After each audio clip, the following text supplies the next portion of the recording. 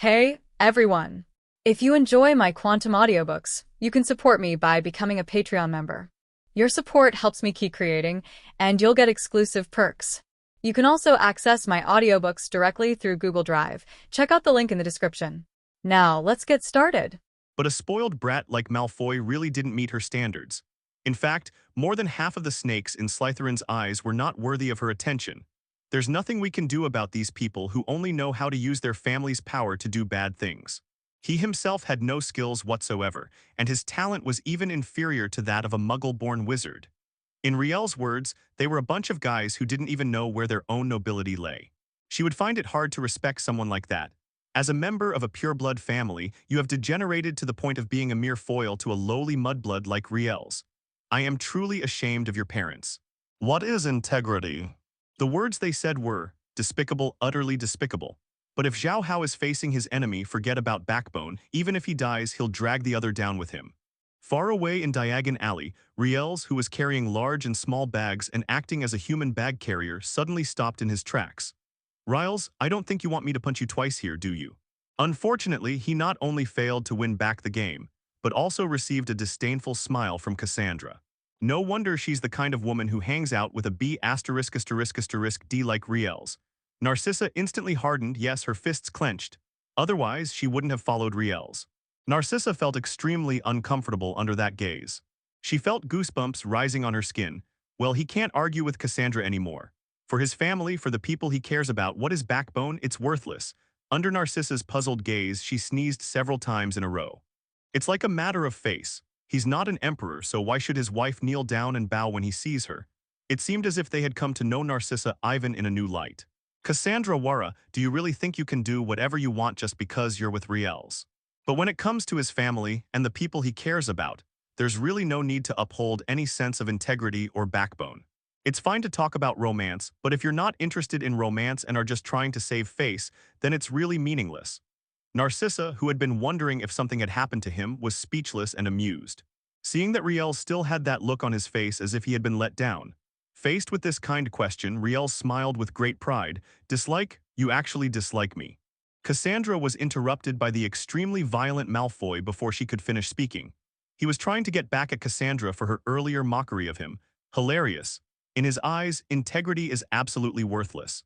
I don't know if my parents will think I'm ashamed, but I know your mother will definitely think you're ashamed. How much does bone marrow cost per pound? Is it edible or usable, or is the conspicuous bag of bone marrow as big as Narcissa? Narcissa is funny plus 19, speechless plus 19, and disgusted plus 2. Unfortunately, Draco Malfoy is included. Malfoy's face flushed red with rage, the veins on his wand bulging as he racked his brains to come up with the most vicious words. He really looks exactly like that B*******D Riels, exactly the same. Shut up, the idiot has appeared. Of course, this also depends on the person. Riels looked at Narcissa with a deeply hurt expression. You don't respect your family, you don't cherish your loved one. How can you maintain this long-term relationship, no matter who you are, as long as you want genuine feelings? Then you have to treat others as equals. Putting everything else aside, you need to be able to joke around with your family and tease your partner, right?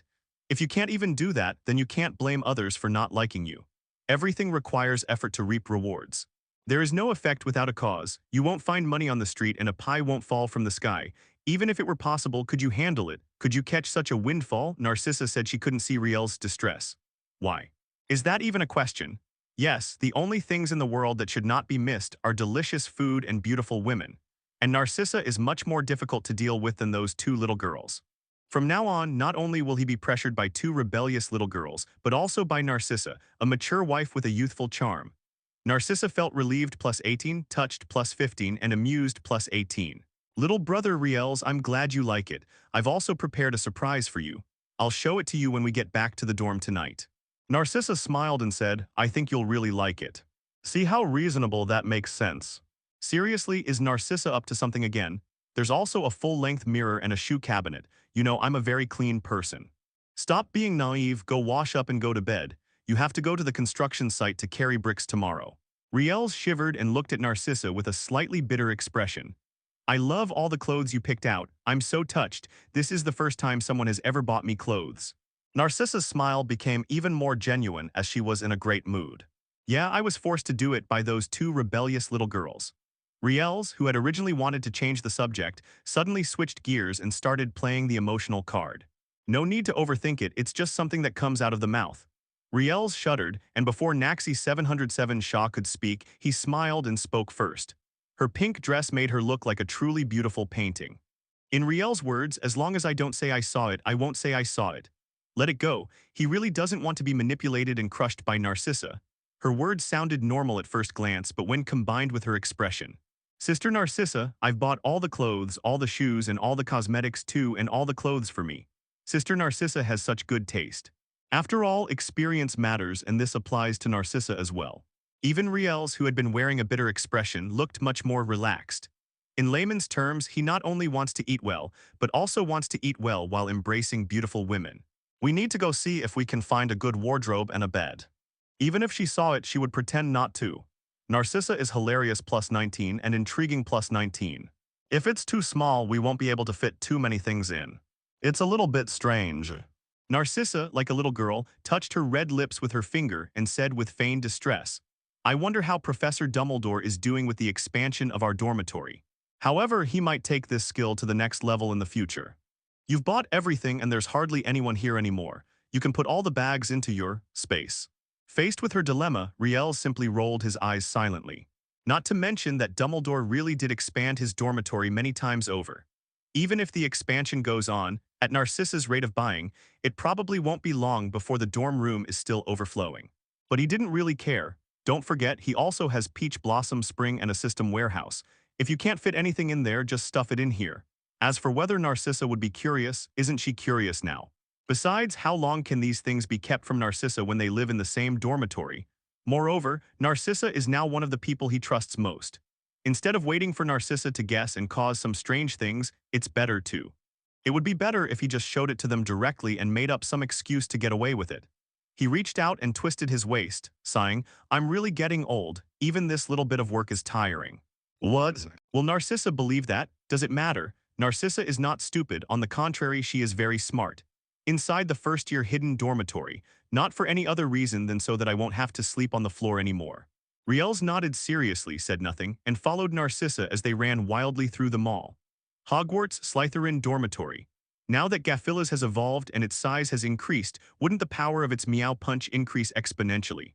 To be honest, what Narcissa was worried about was exactly what he was worried about. The logic is clear and flawless. Even before Gaffilas evolved, he was already robust enough. When you went to wash up this morning, I saw her carrying 2 bags of cat food in one hand and showing them off. Those bags of cat food weighed over 100 pounds. She knew that there were some things she could know and some things she couldn't know. Riel smiled contentedly, but before he could even react, Narcissa grabbed him and started running. Faced with her complaints, Riel simply nodded silently. Wow, there are even academics here. This is something Riels didn't know. If he had, he would have been shocked. As Narcissa walked, she complained, I don't want to sleep on the floor. But even so, we still need to prepare some things to get acquainted with, so that we don't get smashed to pieces by her one slap one day. If Riels hadn't looked like a child, they might have imagined the whole story of the two of them running wildly for love. He was indeed very tired, or more accurately, his magic power was greatly depleted. He wasn't lying, he was stating the facts. Do you know how strong your fat cat Gaffilas is? With that punch, it would be incredible if the bed and cabinets didn't just fall apart or even be completely pulverized. I can't believe what kind of magical creature you've raised, if she can't produce gold. We might really not be able to afford to keep her. At that time, he was a little worried about whether the old beds at Hogwarts could withstand her cat-like punches. Dumbledore looked at his masterpiece with great satisfaction. This way, Narcissa will understand that she shouldn't know about this and therefore won't cause any trouble. Okay, I've decided. I'll buy 2 more double beds as backup. Hurry up, what are you grinning about? This time we need to buy some reliable beds and wardrobes. What he had to do was give Narcissa a vague explanation. Their actions attracted the attention of passers-by who stopped to watch. There was no other way. He was the headmaster of Hogwarts. They possess special authority to alter Hogwarts Castle. But changing the layout of Hogwarts Castle is no easy task. Honestly, he could say he spent his entire life at Hogwarts. He couldn't out-argue Dumbledore, so he was utterly defeated. Otherwise, he would have had to exhaust all his magic power to expand to such a large scale. It should be noted that this was only because he understood runes, which reduced some of the pressure on the runes. Having the necessary permissions is only the first step. Another requirement is having a sufficient reserve of magic power. I hope that Kid Riels keeps his word and buys me the freshest weird flavor, otherwise all my work will be for nothing. When Dumbledore came to talk to him about it, he expressed strong opposition. Faced with his criticism, Dumbledore simply smiled and said, "Severus, you're oversimplifying things. Let alone this dormitory room that has expanded 4 or 5 times. Even if it were expanded 10 or more times, it wouldn't be long before it was filled up." Snape walked into the dormitory without expression, looked around and said indifferently, "Professor Dumbledore, I think you've done a little too well. Yes, you can tell from the fact that the dormitory has now expanded to more than 4 times its original size. I think this space is probably not enough, but I'm 5 or 7 years old, so this is all I can do. Let them make do. You've expanded so much now, enough to house more than a dozen people. I don't think that's a good thing. It's important to know that Hogwarts Castle itself is a magical building. What I mean is, she needs a lot of space to store her clothes and other things she likes. The dorm rooms here are originally for 2 people, so even with Narcissa living here, there's still plenty of room. Even if all the magic power is used up, it's not certain that the dormitory can be expanded much. To be precise, it was Dumbledore who took the initiative to go to him. This is the first time I've ever seen someone ask the principal to expand the dormitories.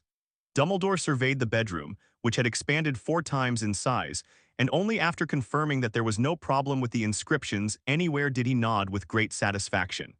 Mrs. Malfoy is not a little girl. She is a mature woman, which means she needs a lot of space. He turned around with interest, looking at the newcomer with a smile. Every brick and tile here is engraved with magical runes. If 73 wants to change them, it needs to expand these runes and even create new runes. Severus, are you going to inspect the dormitories? I don't think Hogwarts has that tradition. If we replace it with someone with low magic reserves. That's right, it was none other than Snape. To be precise, this is the first time something like this has ever happened since Hogwarts was founded. As for the reason, it must be that he asked Riels for leave. Just as I was about to leave, I heard footsteps behind me. Of course, all of this is predicated on having money, otherwise they wouldn't be able to afford these things. Compared to Snape's ignorance, Dumbledore clearly understood the terror of mature women much better. In other words, his strength was so great that he used about half of his magic power to barely expand Riels' dormitory to 4 times its original size. As the head of Slytherin, Dumbledore already knew about it when he arrived. So the two of them had an argument. As for the outcome, however, Riels' appearance clearly indicates that he is a wealthy man. As for where Riels' galleons came from, Dumbledore wasn't curious about this, just as he was wondering who got to eat the pile of cat food worth hundreds of galleons in the corner. These are all trivial matters and he's not interested in them at all. Compared to these things he prefers to explore, the dream, yeah, just taking a long nap. Professor Dumbledore, I cannot agree with your idea. Don't you see that Professor McGonagall also has an ordinary dormitory? Besides, there are quite a few cabinets on the market now that have been enchanted with a seamless stretching spell. Aren't those enough to hold that woman's clothes? The naive and innocent Snape still insisted on his own ideas. This is the man who loved Lily his whole life and devoted everything to atone for his sins.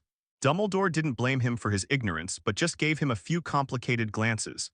You will know, Severus, you will know why I did this, and I think it won't be long before you know the answer. All right, we should get out of here. It's not polite to stay in someone else's dorm room, especially since there's a woman living there, isn't there? After Dumbledore finished speaking with a smile, he left the dormitory with a stubborn-looking Snape. At this point, Snape still scoffed at Dumbledore's words. He didn't believe what Dumbledore said was true. Or rather, he didn't think a woman really had that many clothes, but none of that matters now. Dumbledore has already expanded Riels' room. He can't very well force Dumbledore to change it back, can he? And just as he believed in Dumbledore, since Dumbledore did this, there must be a reason. As Dumbledore said, he would just wait and see. Let's see if his perception is correct or if Dumbledore's words are correct. The two hadn't walked far, they had just stepped out of Slytherin's common room. Then they heard shouts coming from outside. It wasn't that they had superhuman eyesight and hearing, it was just that the shouts were incredibly loud. They were wizards to begin with, so there was no question of them being deaf or mute. On the contrary, even though he was very old, Dumbledore's hearing was still better than that of an ordinary person. There's no other reason than that he's strong enough. Magic has enhanced his body and senses. Severus, it seems you've got something to do again, Dumbledore said with a half-smile. He heard it all clearly. Draco Malfoy's name was among those shouts. To be precise, it was only Malfoy. But how many people with the surname Malfoy still live at Hogwarts? Perhaps only Draco Malfoy and Narcissa Black Malfoy remain. Now that Narcissa has gone out with Riels, is it even necessary to wonder who these young wizards are calling for? Obviously not, at least that's what he and Snape both thought. 820. Professor Dumbledore, it's not that I have something to do, it's that we have something to do. What do you think Lucius and the others will do if Malfoy gets seriously injured again at Hogwarts? Don't forget Malfoy's mother, Narcissa, is still at Hogwarts. We still don't know her purpose and if we provoke her further. I don't think that would be a good thing. Snape finished speaking with a cold face without even glancing at Dumbledore and with a flick of his buttocks. His mantle robes fluttered. They swiftly headed towards the source of the sound. Seeing this, Dumbledore raised an eyebrow, somewhat amused, and quickly followed. Diagon Alley Mall. Gentlemen, the bed frame here is made of acacia wood and the frame is made of ironwood. You can rest assured about its sturdiness. She gets a 2% commission, that's several galleons, a huge customer has arrived. These are 3 large beds and they're all the highest spec kind. I also need ironwood for the wardrobe, shoe cabinet, and dressing table. I need to apply a fixing spell to each joint. Hilarious, how does this have anything to do with whether someone is effeminate or not? In other words, it's a high-level piece of equipment that increases attack speed. It is now clear that all of what the sales witch said has been fulfilled. This series of words completely baffled the sales witch. Needless to say, make the shoe cabinet and wardrobe exquisite and make the largest space you can. The color should be dark blue. What are the most important things a bed and a wardrobe need? Riels nodded with great satisfaction and said, if possible, give me 3 6-meter-long beds, preferably in the shape of hearts. 3, are you sure it's 3? The sales witch asked cautiously. The same goes for the beds. I want 1 dark blue, 1 brown, and 1 light color. I also want all of them to be made of ironwood. There are also wardrobes that have been enchanted with the inexhaustible strength and invisibility spell. Our wardrobes here are not only exquisitely made, but also made of very good materials. Furthermore, I can say directly that the wardrobes here have the largest space for seamless telescopic expansion. Looking across the entire British wizarding world, you won't find anything that can compare to the space in our wardrobe. We even applied for permission from the Ministry of Magic, so you can rest assured. Each one costs at least 100 galleons, and what about the wardrobe space? If it's big enough, does that mean he'll have room too? She tilted her head back and said calmly, we not only need 3 large beds, but also 6 wardrobes, 3 shoe cabinets, 2 full-length mirrors, and a large dressing table. When faced with her question, Riels did not answer. It was Narcissa who spoke first. What does that mean? A whopping 300 galleons. Color? What colors does Sister Narcissa like? Green and pink are out of the question, I can't handle them. The sales witch's words pleased both Narcissa and Riels. The ironwood frame was already considered the sturdiest possible. Narcissa's doubts plus 18, satisfaction plus 19, the sales witch's surprise plus 18, excitement plus 8, suspicion plus 17. After realizing what had happened, she didn't have time to say anything more. She nodded excitedly and ran back to the back. As for why he needed 3 sheets, it's the same thing again, just in case he didn't want to sleep on the floor. You should know that this stuff is much stronger than steel. I need a huge vanity, at least 2 meters long, understand? And the drawers inside also need to be expanded using some kind of seamless telescopic magic, expanded to the maximum you can expand them to. Why a heart-shaped bed? Isn't it a bit too girly, sturdy, durable, and spacious enough? You should know that this thing was invented to add spice to life. Whatever style and size you like, we can make it, and it won't take long, just a few hours. I also want the full-length mirror to be dark blue. You know, that'll make it look more coordinated. After the sales witch left excitedly, only Riels and Narcissa remained, staring at each other. They weren't polite either, considering themselves the shop's biggest customers. The two walked to the rest area without any hesitation and sat on the soft chairs to enjoy the snacks. I must say it's actually quite delicious.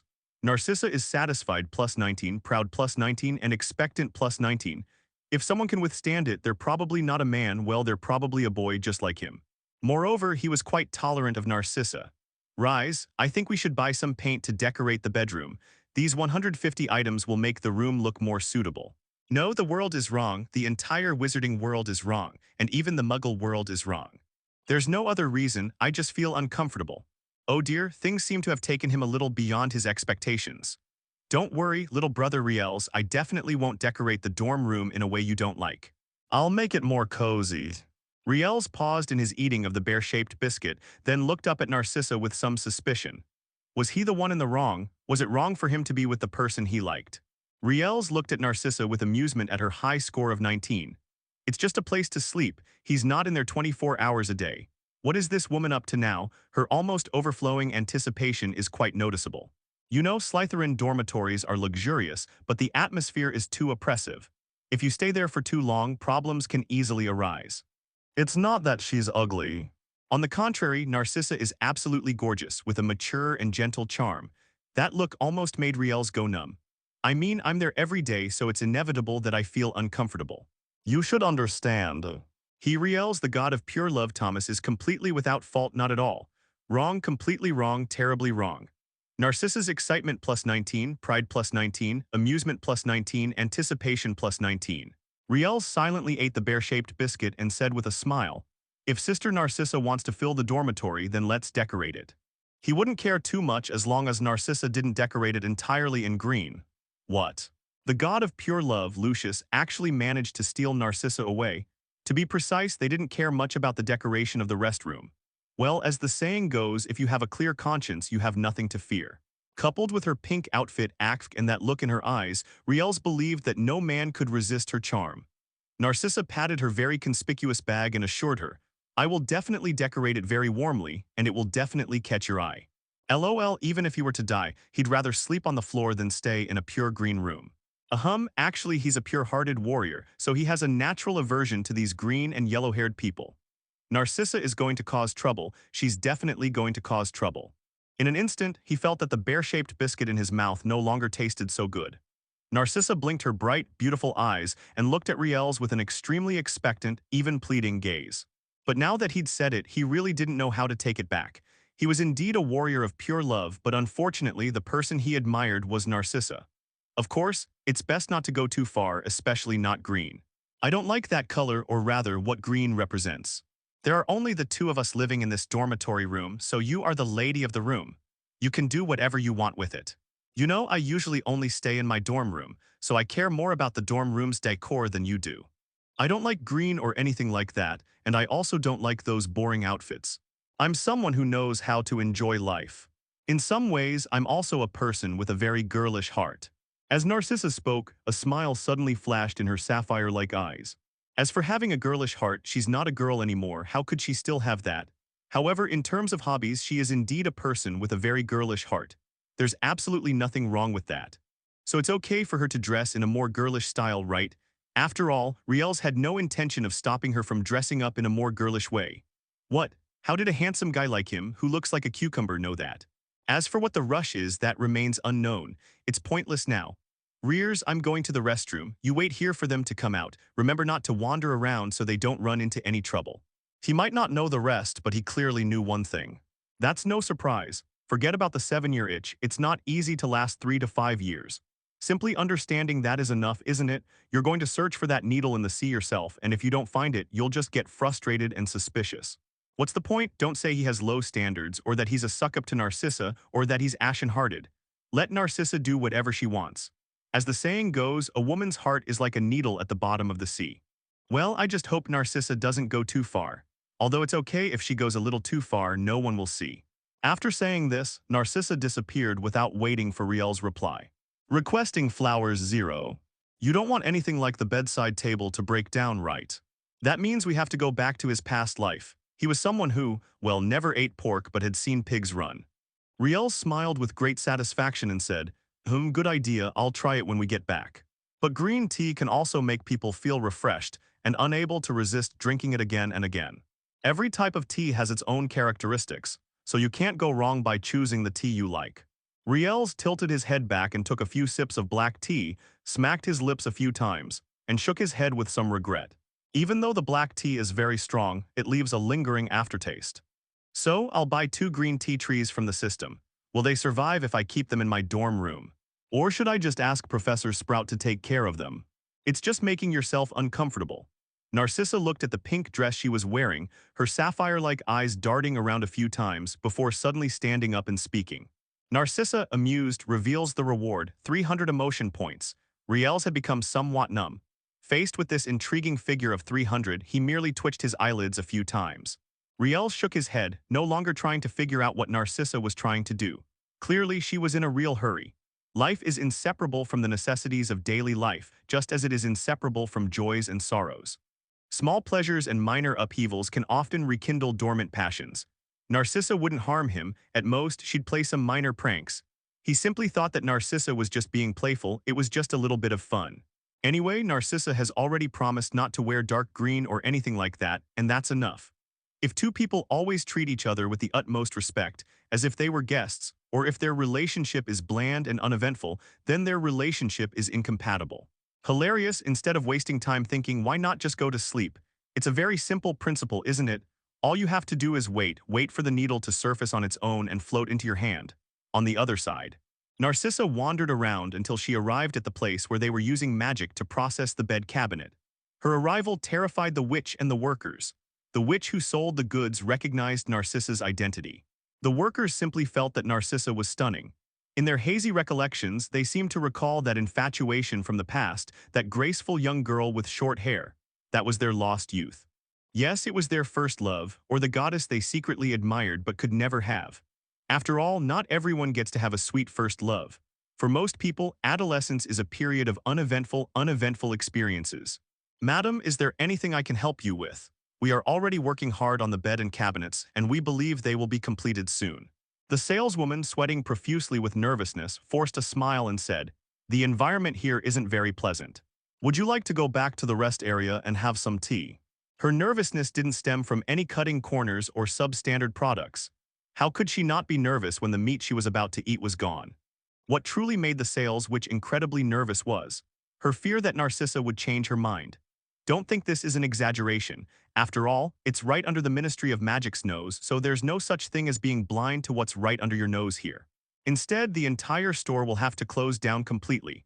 There is absolutely no need to make money through such unethical means. Is it more worthwhile to set a high price than to cut corners and use inferior materials? Of course, even if they want to make money, they have to consider the consequences. Hilarious. How much money could you possibly steal by cutting corners? You wouldn't even feel comfortable keeping that little bit of money, you might get caught. The more expensive it is, the less likely the boss is to cut corners. In the end, he ended up disgraced and penniless, but the result for such people is often the ruin of their promising future. Only some brainless bosses would be tempted to steal a few cents. There was no other reason than that the Ministry of Magic was located in Diagon Alley, the most bustling place in the British wizarding world. However, this has little to do with the sales witch 2.6. She's not the boss, she's just a worker. The price may indeed be a bit high. This is also a major reason why those bosses don't cut corners. That's right, I'm afraid Narcissa will regret not buying these things. These things might happen in the wizarding world, but they would never happen in Diagon Alley. But people still buy them, they're buying expensive items. It's worth noting that the items Narcissa and Riels ordered cost over 500 gold gallons. Even at the worst, they're still mixed race, with some pure-blooded people in their family. To be precise, even after 4 or 5 years of being a mistress, her commission had never been as high as this one. If they cut corners, it won't just be the customers who suffer. To put it bluntly, the only downside of expensive things is that they're expensive. Now that Narcissa may be canceling her order, doesn't that mean her commission will also disappear? The items themselves might only be worth 200 or 300, but things are expensive here. This is what is known as the brand effect. Once this deal is done, she won't have to work for at least 3 years. After all, the traffic here is usually enough to make people incredibly wealthy. Given the bustling nature of this place, it's clear that those who shop here are either wealthy or influential. However, she can earn a commission for selling so many items. 500, a full 500, most mixed-race people can't afford to spend money here. No one would want to cut corners here. They've already made money from other sources. Faced with the witch's persuasion, Narcissa simply smiled beautifully, once again captivating the workers' eyes. In the shadows, they seemed to see their lost youth again. She was once the wife of the patriarch of the Malfoy family. She could easily tell what the sales witch was worried about. She had no intention of explaining further or offering any words of comfort. She's a customer who paid a high price, so why should she comfort the saleswoman?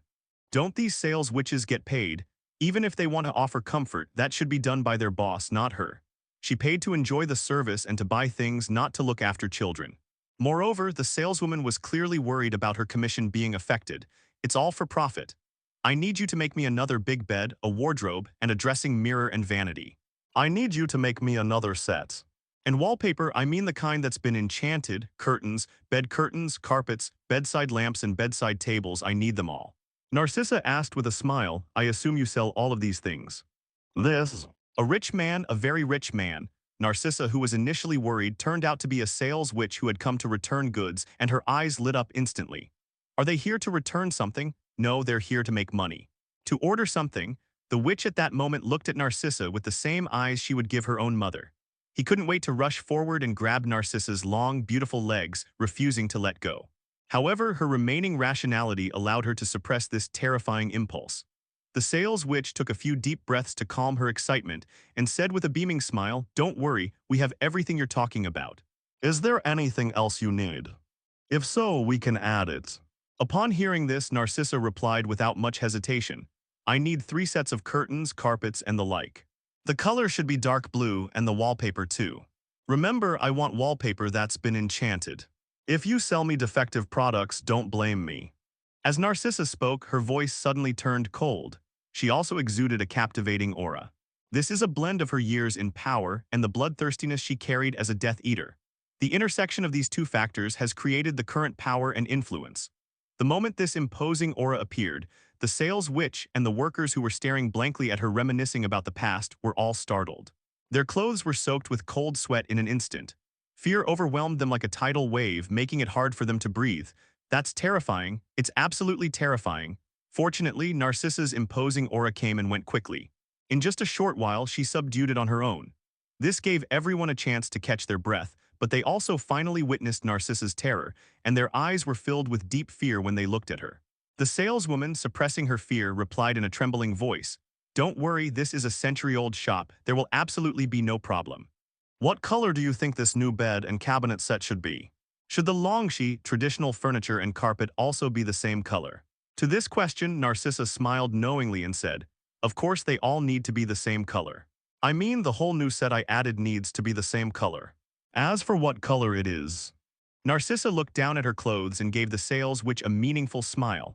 Everything is understood without words, Hogwarts. The lawn where flight lessons are held. At this moment, the battle between Cassandra and Malfoy has entered its decisive stage. To be precise, it was Malfoy who was about to collapse. The duel unfolded exactly as Cassandra had initially predicted. Malfoy's spell wasn't entirely useless, it's just that his mastery of it was too low. Not only is his aim off, but he also doesn't know when to use spells. Dumbledore wasn't annoyed by this. Instead, he stroked his beard somewhat awkwardly. Under such circumstances, no one dared to sneak into the restricted book area at night to study. If we're talking about academics, I think Cho Chang from Ravenclaw has the best grades. Just like yesterday's parent-teacher conference, if it weren't for Riels, how could Hogwarts possibly have any parent-teacher conferences? If it's about integrity, none of the little wizards in Hufflepuff are bad. It didn't exist before, but it does now, it's Riels. This statement is undeniably heavy, even extremely heavy. Whenever he thought of this, Snape's fists clenched in anger. I think you really don't deserve to be called Malfoy. You have the name of the Malfoy family, but you don't have any of the strength of the Malfoy family ancestors, and even your magnanimity is pitifully small. Hogwarts has existed for so many years, and the restricted section of books has existed for hundreds of years. Cassandra tilted her head back expressionlessly, her delicate hand gripping her wand, and coldly looked at Malfoy, saying, Young Master Malfoy, it seems your strength is not as tough as your words. The more Snape spoke, the colder his expression became. Without Riels, the library wouldn't have been cursed, or more accurately, the forbidden section wouldn't have been marked with a forbidden flag. In less than a month, Riels has changed so many things at Hogwarts, it's really unnecessary. If we're talking about troublemaking geniuses, I don't think anyone can compare to Riels, not even Cassandra. Dumbledore and Snape, who had rushed over, exchanged a glance, both of them filled with amazement. I almost forgot, there are plenty of geniuses, but none of them are the kind of geniuses who are easy to deal with. As soon as Dumbledore finished speaking his words of satisfaction, he was met with a death stare from Snape. In less than a month, Riels had already beaten Malfoy up several times and caused quite a bit of trouble. He's a complete spoiled brat, utterly incompetent. Just like Riels said, Malfoy probably doesn't even know where his nobility lies. This young lady from the Whirly family is indeed quite remarkable. Severus, it seems a Slytherin prodigy has emerged. Absolutely flawless. Is this a dig? If so, it is indeed a dig at Draco Malfoy, but what Cassandra said is also true. How long has school been going on? Less than a month. No, right? What's this? Professor Dumbledore, there are different kinds of geniuses. If it's about pranks, I think the Weasley twins from Gryffindor are the most talented. Riels was like that, and so is Cassandra now. Or rather, it's Draco Malfoy who doesn't deserve the surname Malfoy. Every few words they say, they throw in a line like, "Have you ever seen a library at 10 a.m.?" However, it is true that Cassandra's words elevated the Malfoy family to a very high level. This indirectly prevented the Malfoy family from causing her any trouble in the future. Cassandra's words directly negated the Malfoy surname. There was nothing he could do, he had truly been scammed. The most absurd thing is that Riels not only wasn't ashamed of it but was quite proud of it. That wasn't all. Riels even used Draco Malfoy as a human windmill, which allowed Lucius and the others to take the opportunity to put pressure on Hogwarts. What ulterior motive is being pursued? And Narcissa is the same. She's been there since Slytherin was founded. No, I should say since Hogwarts was founded. Severus Snape had never heard of co-ed dormitories before. Dumbledore actually agreed to such an outrageous request. They even helped expand the dormitory, increasing it more than fourfold. What kind of treatment is this? If you didn't know better, you'd think he was the young master of some super-rich family, bringing his maid to experience life. There's also Pansy and Cassandra, two well-behaved pureblood heiresses. How long have I known Riels? Fighting, brawling, arguing, causing trouble, they had it all. It's estimated that it won't be long before these two kids are assimilated by Riels. Just thinking about it made Snape's fists harden even more. If Riels were standing in front of him, he would probably punch Riels. Then pat Riels on the head and say a few comforting words. Well, there's no way around it. Riels' godmother is Professor McGonagall. Professor McGonagall regarded Riels as her lifeblood. If he dares to touch Riels, he doesn't need to think about the consequences. Professor McGonagall will definitely come to challenge him to a duel, 100%. At that point, Hogwarts would truly become a laughingstock in the wizarding world. The head of Slytherin and the head of Gryffindor had a fierce conflict. The reason was that Professor Snape, the head of Slytherin, hit Professor McGonagall's son, the head of Gryffindor. I can't even imagine how the Slytherin snakes and the Gryffindor lion cubs will react. It'll probably just escalate into a full-blown brawl, won't it? Severus, do you remember what I said? Geniuses always have some unique aspects, and that's something that can't be changed. Just like you act, you are a genius that is one in a million. Not only in potions, but also in spells you are unmatched. But you are too cold-hearted and too sentimental. You still haven't gotten over that incident. Severus, you have imprisoned yourself. You don't want to let yourself go, nor do you want to accept others. After Dumbledore finished speaking seriously, he shook his head with a smile and said, "That's why I said that geniuses always have some quirks. You are like that, and so is Riels. But undeniably, you are all geniuses, people to be envied, aren't you? The flaws don't detract from the overall merit, Severus, remember that." Dumbledore's words made Snape's face stiffen slightly. 013805102 Phalu, 101,371,211. He understood what Dumbledore meant by one thing. He lost the love of his life because of the word mudblood, and to this day he still repents for that word. Just as Dumbledore said, he wove a cage for himself, trapping himself inside forever. He had considered breaking free from this cage, but he couldn't do it. No matter how hard he tried, he couldn't break through, or rather, he didn't want to let himself go, he never had. Snape lowered his head, concealing the complex emotions in his eyes. Seeing that he did not respond, Dumbledore was not annoyed, but simply shook his head with a smile. Looking at Malfoy, who was being completely overwhelmed by Cassandra in the arena, he said softly, "We're too late. This duel has already been introduced." No sooner had Dumbledore finished speaking than Malfoy was struck by Cassandra's swift restraint. At that moment, it was clear to everyone that Malfoy had lost, and lost miserably. In an instant, all the young wizards from the 4 academies fell silent. It's not because I feel sorry for Malfoy, nor because I'm shocked that Malfoy would lose. There's just some pressure, a lot of pressure. What the hell is all this stuff? Where did Slytherin find so many freaks this year? I thought having Riels was outrageous enough, but now they've added Cassandra. Although Cassandra's strength wasn't particularly great, she was at most comparable to a second-year wizard. Compared to someone as twisted as Riels, there's not even a comparison. But Cassandra's fighting skills are comparable to those of Brock, a third-year student. Even more so, Cassandra knew perfectly well when to release the spell. Under what circumstances, what kind of spell is released, from what angle is the spell released, is it a feint, or is it the purpose of releasing the spell? She handled everything very well, so well that it was truly admirable. The starting lines are different, the lower limits are different, and even the upper limits are different. Requesting flowers 0. You should know that while you are studying, the group members are also studying. Only a junior wizard who is skilled in dueling can gradually comprehend this through accumulated experience. But what about geniuses? It's truly despairing. Seriously, the difference is huge. Cassandra is terrifying. She seems to be able to predict all of Malfoy's thoughts and the spells he casts. Don't say that diligence can make up for lack of talent. You can surpass geniuses if you work hard. Is this what genius is? How old is Cassandra? Has she only awakened her magic 6 months ago?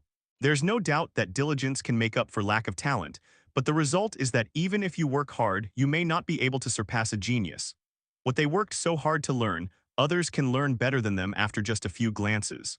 Cassandra's 6 months was truly a level that many people could never reach in their entire lives.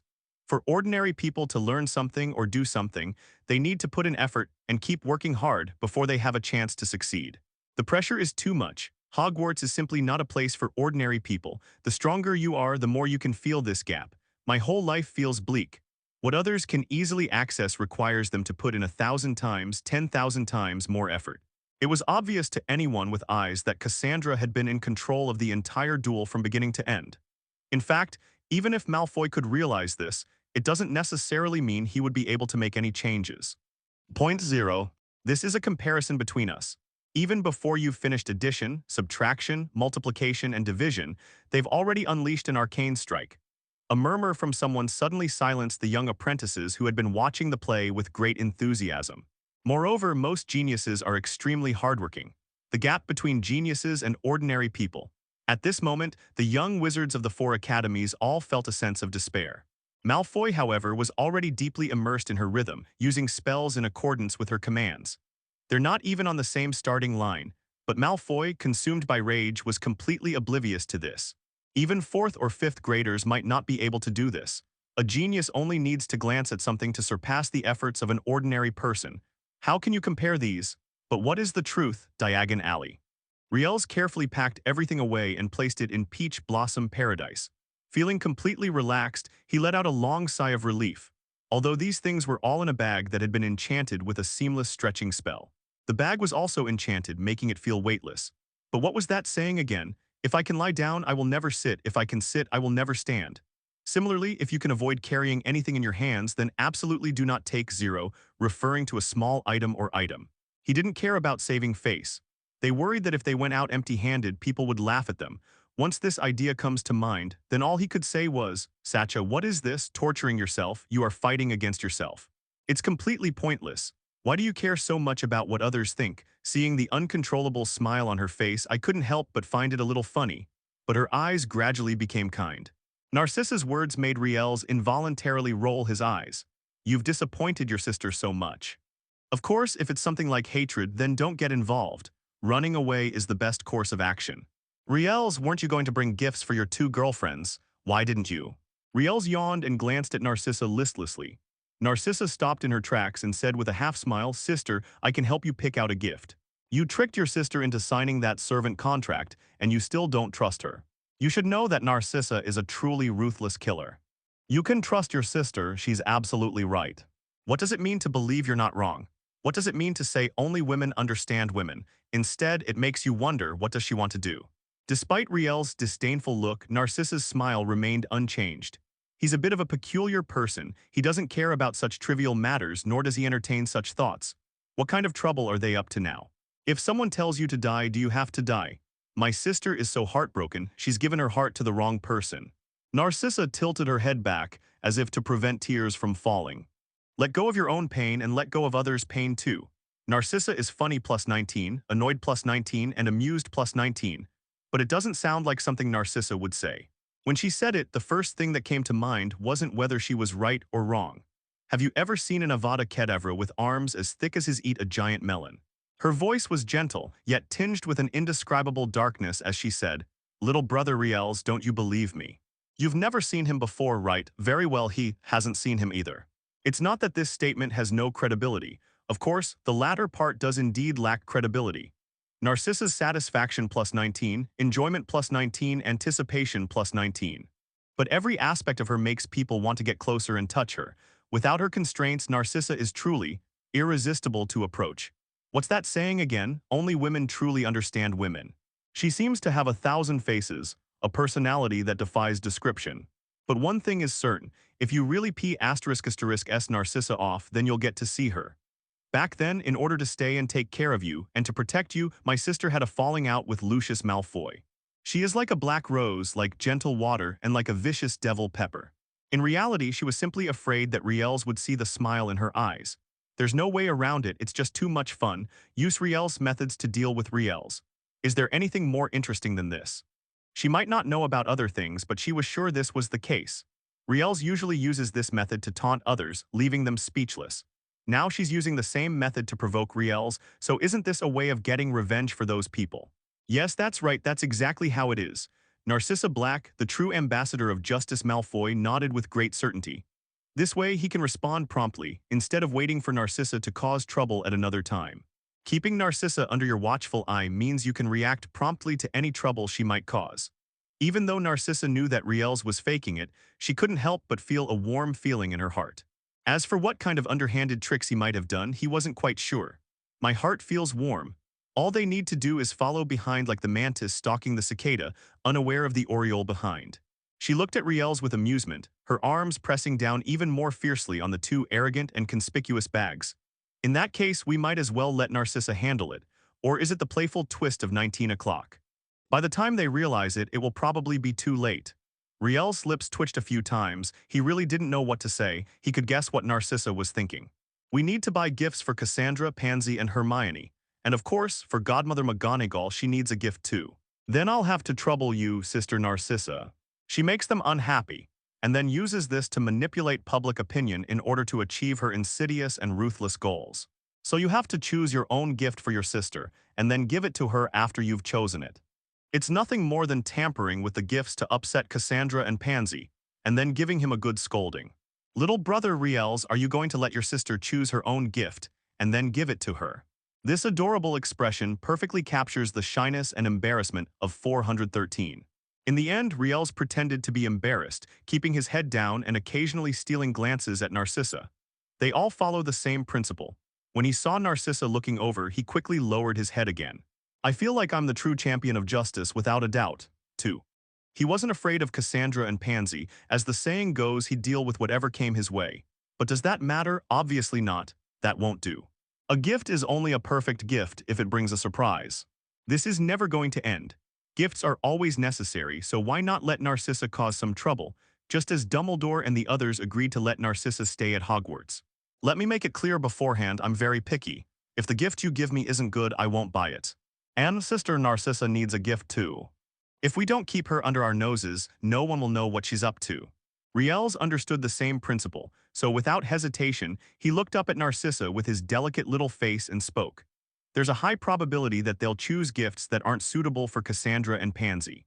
Narcissa is funny plus 19, smug plus 19, and playful plus 19.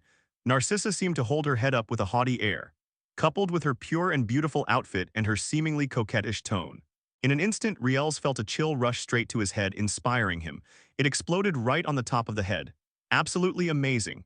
Is this the charm of a mature wife who exudes youthful energy? It's hard. It's really rock hard. It seems like if he were to bully her a little, Narcissa would probably burst into tears if he punched her like that, right?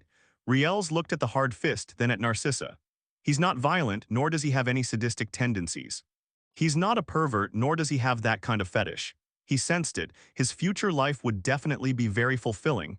By the time these things were finished, it was already noon. Little brother Riels, what do you think you can read what I want from my face? Moreover, she was someone who had experienced life, so naturally she couldn't possibly be attracted to a teenager. After a while, just as Narcissa couldn't help but ask another question. However, what he has no shortage of his galleons, so this small price is not a problem for him. Perhaps Riels' gaze was too intense, for even the rather proud Narcissa felt his gaze. Only Riels' gaze was different, although equally fiery, it lacked that nauseating gleam. Apart from the price being a little high, everything else is great. What does that mean? Truly an absolute genius. But you can't blame me, it's just that Sister Narcissa is too beautiful. Even with the help of magic, it still didn't save much time. Narcissa is shy plus 16, funny plus 17, and helpless plus 18. She wasn't some S***T, and Riels wasn't some heartthrob who could make her fall in love at first sight. It's not that she and Riels had any romantic relationship or anything like that. Narcissa felt a moment of embarrassment when she noticed that Riels was staring at her. This was the first time she had ever seen such a passionate and pure gaze. In fact, along the way she had felt more than just intense gazes. Despite being a mature married woman, she gives off a cute and silly girl vibe.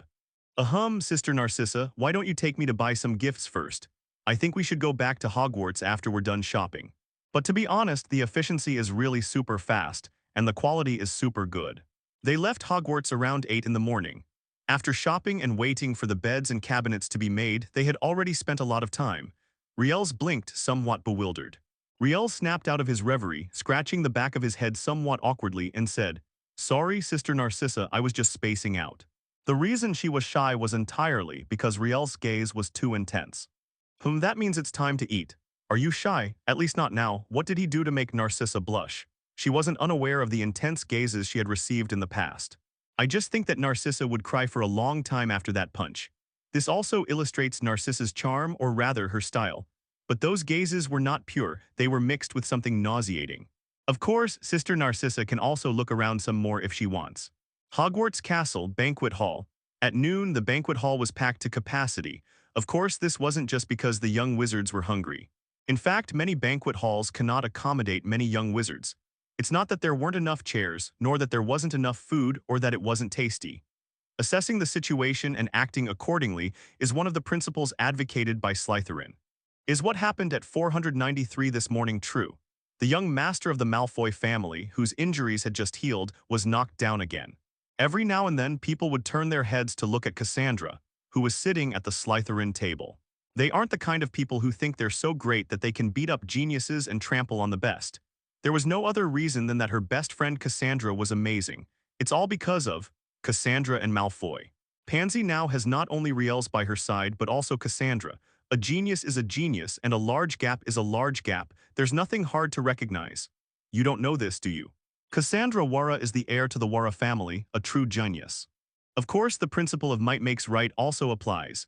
The victor is king, the strong are respected, and strength is the ultimate measure of power.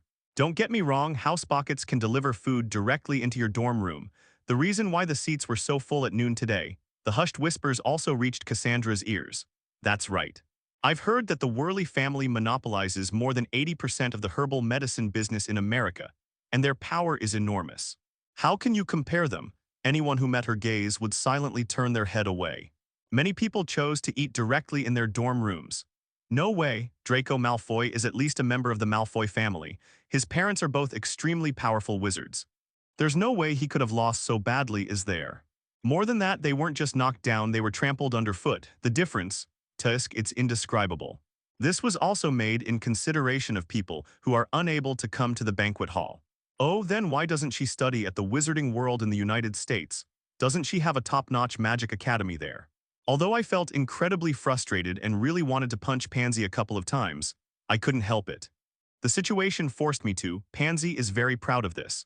Shut up. The Worley family is definitely a pure-blood family, are you stupid? They're one of the top 3 families in the Wizarding World of America.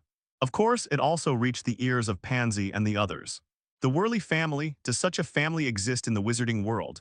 Pure-blood or Ekfi half-blood, why haven't I heard of them? They probably offended Pansy, and as a result, they were immediately targeted by Riels and Cassandra. Pansy crossed her arms, raised her head smugly, and glanced around with disdain. These people are truly blind, they're shocked by something like this, what a fuss. Cassandra, however, remained unfazed, as if she hadn't heard anything at all. You don't understand, I heard this is related to Riels Thomas, the two of them. It's just simple laziness. They all have self-awareness, understand what the gap is, and understand the importance of assessing the situation. The banquet hall was filled with murmurs and discussions. Only when you are strong enough will your words carry weight. Whether your words are heeded by others depends entirely on your status and power. This is an indisputable fact. But none of that matters, at least not to Cassandra, because from beginning to end she never respected Malfoy. Someone like Malfoy, a pure playboy. He only knows how to abuse his family's power and do evil, and he spends all his time basking in his noble Malfoy name. But in reality, he doesn't even understand where his own nobility lies, so where does his nobility come from? At least that's what Cassandra thinks. As Riels said, the Malfoy family may have had someone noble in the past, but that person was not Draco Malfoy. Where does this idea of being born noble come from? When Pansy mentioned Riels, she suddenly pouted and said with dissatisfaction, That Riels is really something, he hasn't shown up all morning. Of course that's unlikely. Her main concern is that Narcissa might take the opportunity to retaliate against Riels. Well, she didn't think it was a big deal, they were just a bunch of insignificant people. Now that Narcissa and Riels are together, she can't help but worry about them. There are still quite a few wealthy women and men who have developed unsatisfactory tastes, who like them. Judging by the timeline, they should have just finished making it, and that's in the early stages. Cassandra, you probably didn't know you sent someone to Madame Pomfrey's place this morning, did you? There was no way around it. They were the elite Death Eaters of the past. Yes, she is rather afraid of Narcissa, but Malfoy, it can't be said that he was completely incompetent, it's just that he wasn't very capable. So from beginning to end, Cassandra never respected Malfoy. She remained completely unmoved by the discussions around her. What could he possibly be buying that would take him so long? I bet he's been sold out by Lady Narcissa. It's worth noting that Riels severely injured Draco Malfoy. Rather, they were not descendants of Malfoy. You should know that Riels was actually a pretty handsome young boy.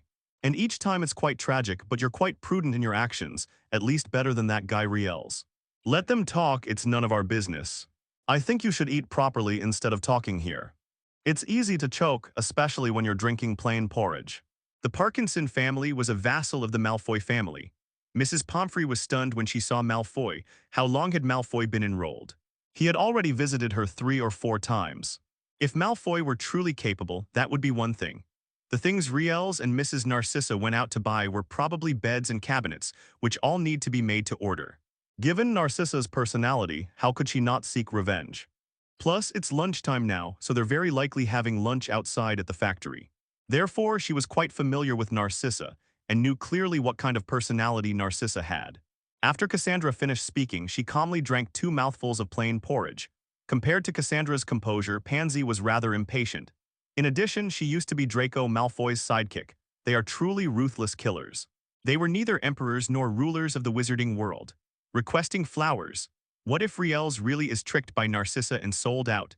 The only thing that is noble is the honor that was established for the Malfoy family by that person. Cassandra's analysis was absolutely spot on.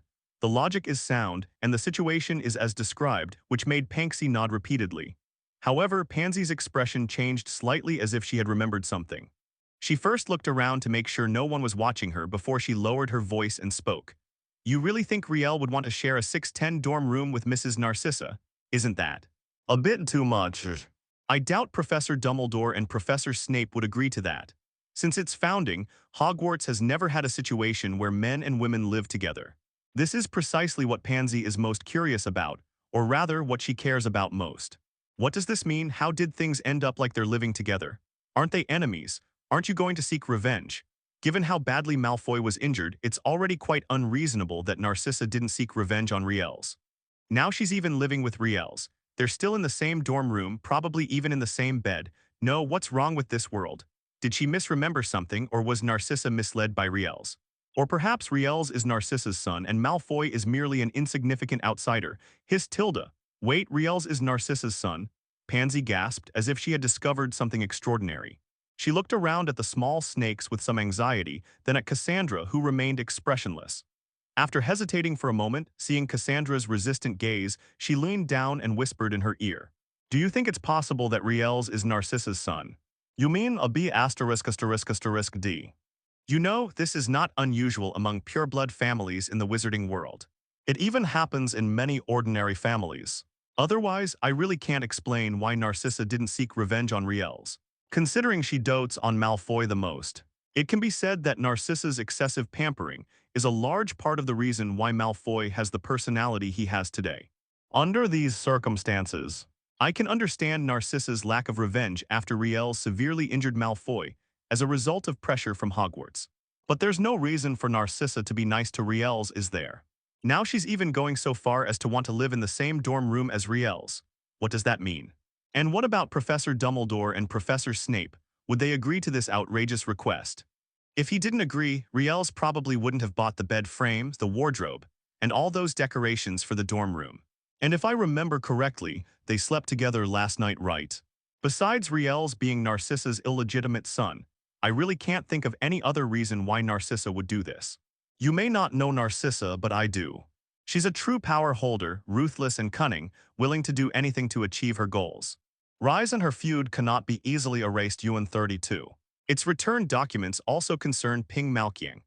13,805,102 Feilu, 101,390,1321. Pansy's words brought out all the questions that had been troubling her most. There's also her speculation about the matter. However, Cassandra merely raised an eyebrow in response to her speculations.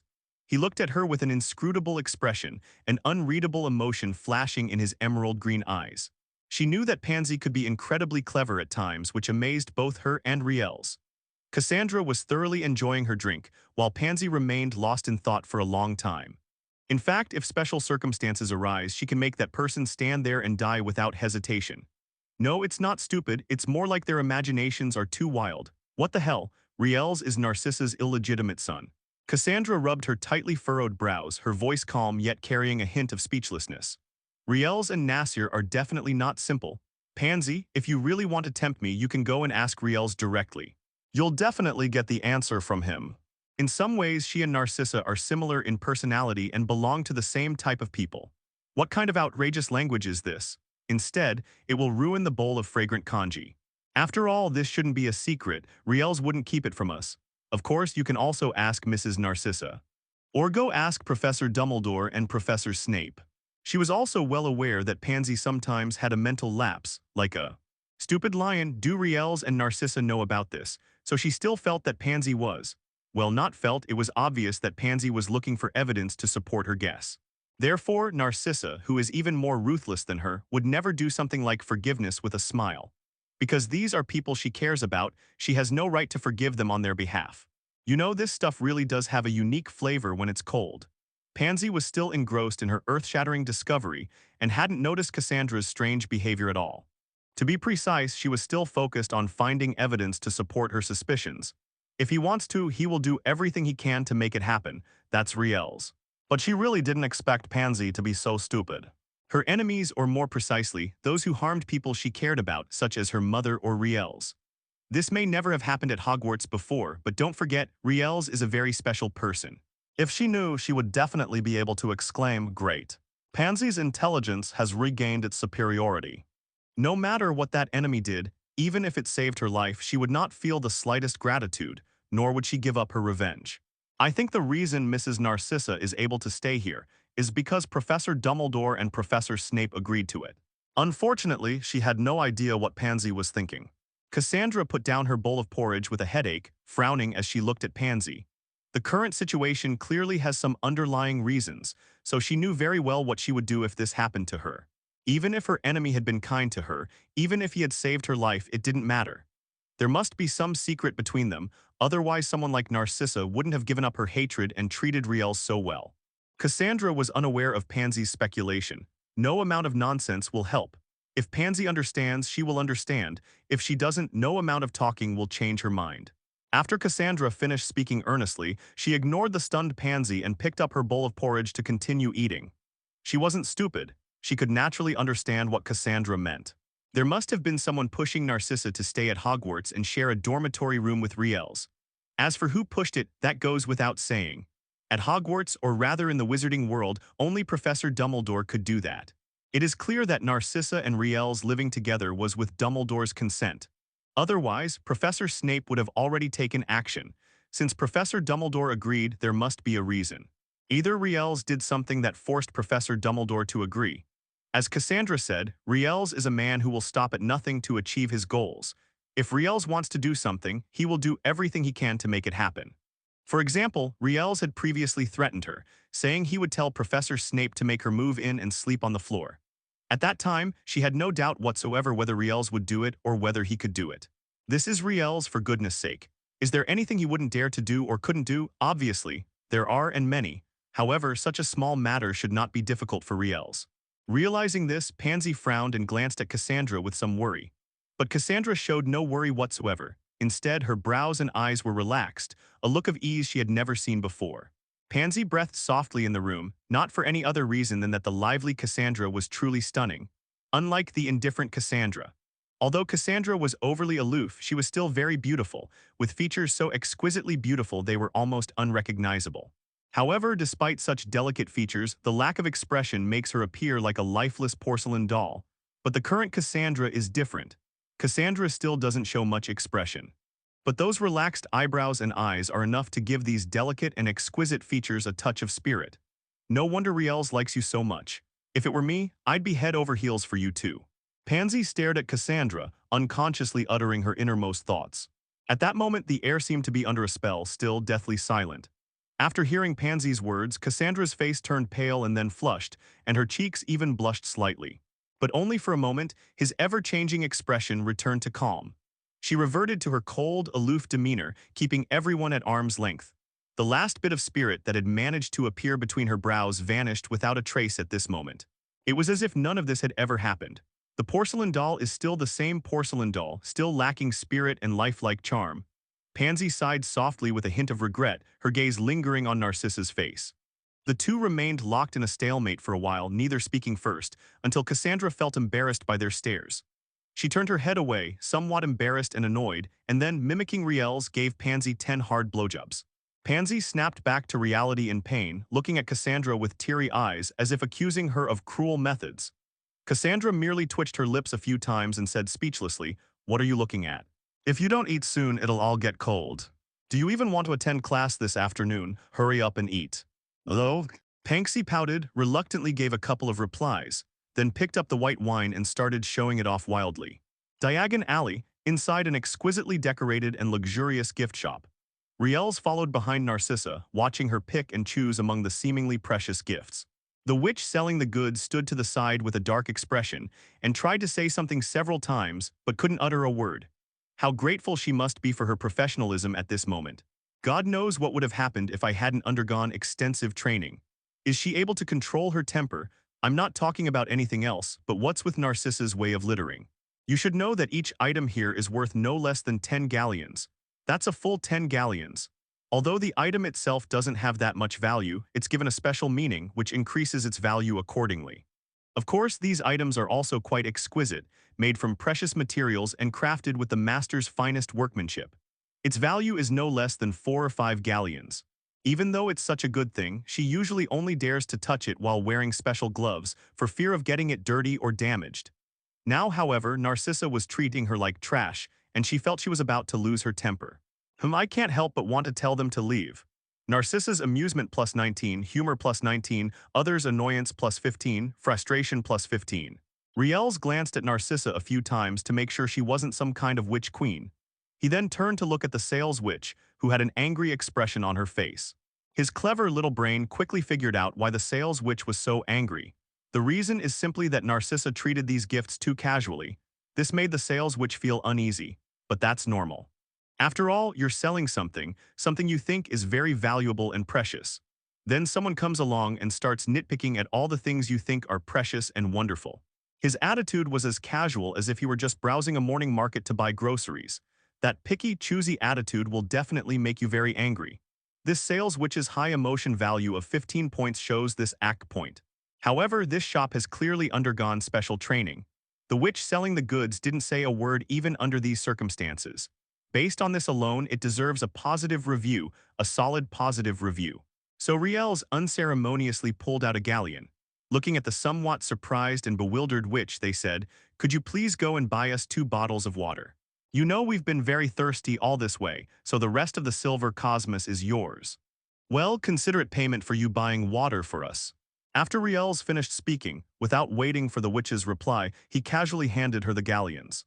Sometimes money is really useful. Many people say, "Don't try to humiliate me with money." But in reality, those who refuse to compromise their principles for a meager living are ultimately in the minority. People always have to live. As the old saying goes, it's easy to be born, easy to live, but not easy to live. Moreover, everyone has a family, and life isn't about ensuring that everyone in the family is well fed. His galleon appears to be a way of humiliating the witch who sells goods with money. In fact, the witch selling the goods did not feel humiliated. On the contrary, they might feel grateful to him and even want him to throw a couple more galleons. 1 galleon is enough to cover the expenses of many families for nearly half a year. What does this mean? For a family of 3, the cost of ordinary food, drink, and daily necessities wouldn't even be 1 galleon in 6 months. Of course, many families may not earn more than a few galleons a year. The wizarding world has a very good economy, ridiculously good. But no matter where you are, one situation will always occur. Money and power are held by only a small number of people. A large portion of the population not only lacks money, but also lacks power. This is what ordinary people do, working for others to make a living. The world keeps turning because of this implicit rule. In fact, this is true of every world. Money and power have always been in the hands of a small number of people. Most people work for this small group of people in exchange for meager wages. Of course, the premise is that you are powerful enough to shake them. There's complimentary tea and snacks in the lounge look. Those who understand that you reap what you sow are the ones who work the hardest to earn a salary. These are things controlled by a small number of people. Therefore, money and power are not in his sights. Only great strength can move him, and well, beautiful women too. Riel's words successfully shattered the last bit of hesitation the sales witch had. And that anticipation at midnight, what are they anticipating? It's self-evident, isn't it? In any world, whether it's money or power. Importantly, just as Riels had predicted, the saleswoman who received the gold was overjoyed. So could you please hurry up and buy it? I need 2 bottles of water, you know we've been shopping for a long time. No, she was just picking out a gift, and Riels had already started flirting with girls. But her good professionalism kept her from getting excited, and she said to Riel's retreating figure with some reluctance, "Sir, we have a lounge here." See, just as he said, the sales witch not only didn't feel humiliated, but was actually quite excited. It's one thing for a boy to flirt with a girl. It's a normal reaction for teenage boys. Narcissa found it funny +19, intriguing +19, others were excited +18, grateful +17, and expectant +12. Everything can be taken away. Before she could finish speaking, the sales witch hurriedly ran out of the shop. Riels actually managed to eat it. What? Everyone's vanished and you're still looking? I never would have guessed, Riels, you're a little too precocious. You really aren't picky about food, Narcissa said, her face showing obvious disdain. Only then can one truly understand the joy and surprise of such unexpected wealth. Please, he's a normal man. Does he expect to marry multiple wives and have multiple children? She didn't dwell on it any longer but nodded excitedly and replied, "Don't worry, sir and madam, I'll be right back." First, he was not short of money. Second, he had no particular feelings about power. He spoke in an extremely lazy tone. "I don't like using free things. I believe in the principle of you reap what you sow. Look at him, he must be over 50, right? He's gotten quite overweight." .00. Riels simply smiled and shook his head at this. Before she could finish speaking, Riels waved his hand without turning around. Unfortunately, Riels has a system, and it's estimated that in a few years, overturning the wizarding world will be as easy as flipping his hand. But none of this mattered to Riels. But that sales witch was really, really bad. Cough, cough, none of that matters. No, you're not just precocious, you're starving. Riels understood Narcissa's thoughts in just one glance. Yes, considering what she said, her expression, and the emotional intensity she exuded, he raised an eyebrow, somewhat speechless. Why would Sister Narcissa think I have those kinds of thoughts? Or rather, why does she think I'm indiscriminate in my choices? I'm very full. I ate a lot during the day and enjoyed my meal at night. I'm not hungry at all, so Sister Narcissa doesn't need to worry. It's getting late, let's hurry up and finish shopping for gifts and go back. Otherwise, I'm afraid Professor Dumbledore and the others will come looking for us. You know, staying out all night and skipping class are 2 different things. Seriously, he really does, thank you. What the hell is all this stuff? What do you mean he's really hungry? What did he do that made him really hungry? If the occasion hadn't prevented it, he would have given Narcissa a couple of punches, well, at those 2 swaggering, conspicuous faces. Therefore, every increase in his emotional threshold made him feel extremely comfortable. 0.2. Of course, he had reason to suspect that the fundamental reason this shop was still able to exist was that it didn't open for 3 years. But when it did, it made a living for 3 years. Riels looked at his ever-increasing emotional value balance and felt completely refreshed. Yes, that's how it is if there's no rent. As I said before, as long as he has enough emotional energy, he can be happy. The only thing he was thankful— Some things can be said, but some things really don't need to be said. Saying them will only cause trouble for yourself and make others unhappy. Of course, this depends on who it refers to. If it were an ordinary passerby, or even his enemy, he would not only speak, but he would also speak while jumping around. It seems that the skill of deception will only become more refined with time. This must be a wonderful thing, right? I'll show it to you when we get back to Hogwarts, back to our Slytherin dorms. I think you'll like it. Just a little more and he'll be able to get the reward. Otherwise, he really would thank me. Now he only hopes that Narcissa remembers what he said. 30, you know, Professor Snape has potions class this afternoon. If I'm absent, he'll definitely want to talk to me alone. The dormitory room should not be decorated in a depressing way, nor should it be decorated with too much greenery. See you again if there's a chance. Narcissa raised an eyebrow and glanced at the sales witch who was rushing over. Riels paused here, as if afraid Narcissa wouldn't know what was so great about it, and then added. Riels raised an eyebrow. It was so close, so very close to exploding. Riels accepted the 2 bottles of water and politely thanked the witch selling them. Whether Narcissa will believe it or not, he himself is almost convinced. Narcissa's anticipation plus 19, touching plus 19, funny plus 19, intriguing plus 19. Only Riels, whose lips were twitching uncontrollably, and the sales witch, who was panting heavily but full of excitement, remained where they were. Of course, I also want you to have more time to decorate your dorm room, and then open the gift I gave you in the dorm room that you decorated yourself. Sure enough, he's a con artist with extraordinary talent. Now that we've chosen the gifts, let's head back to Hogwarts. If we go back now, I can still make it to class this afternoon. Perfect timing, the woman who's been staring at you like a ton of bricks is back. I bet you'll really like the water she bought, right? He's the kind of person who can clearly distinguish between insiders and outsiders. All of them have an emotion value of 19 points. Sister Narcissa, don't worry, I've prepared your gift, but I can't show it to you here, I'd be embarrassed. Think about it, I look forward to your decorated dorm room, and you look forward to the gifts I give you. What do you call that?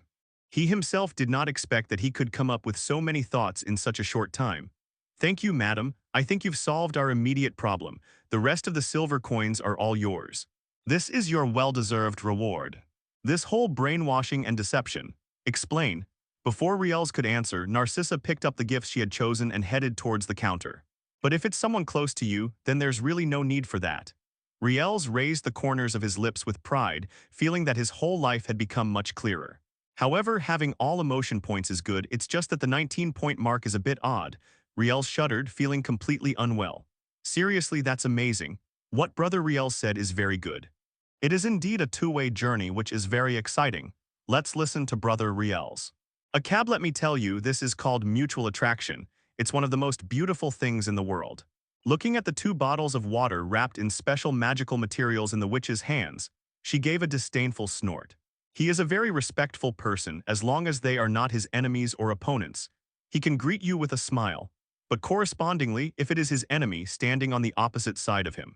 I'm sorry, but I can't say I'll use a smiley face. If he doesn't pull out his wand and give him 2 big melons to eat, then he's basically saying he doesn't know how to eat melons.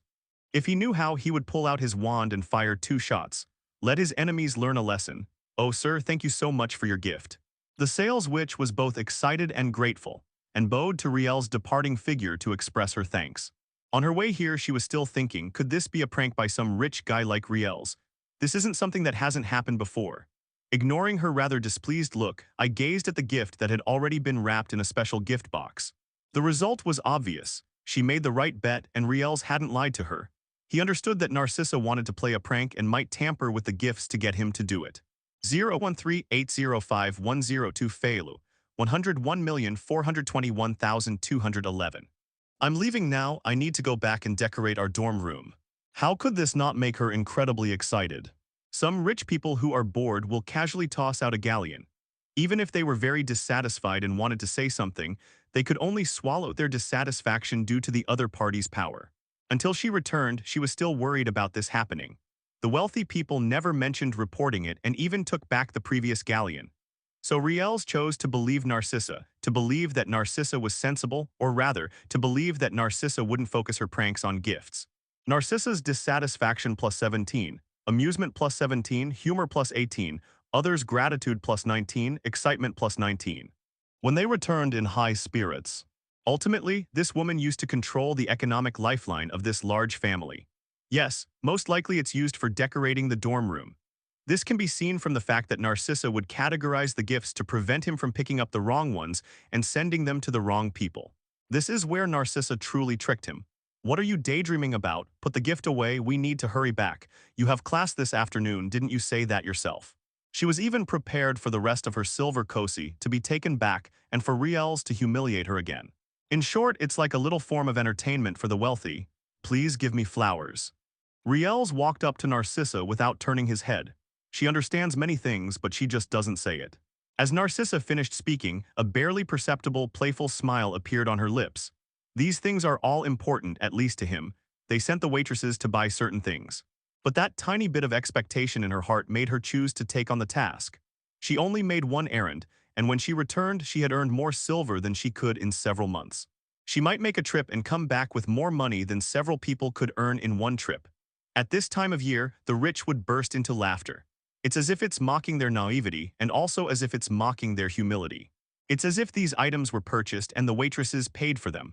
What if, maybe what Riels said is true, they also promised to give them some kind of reward upon their return.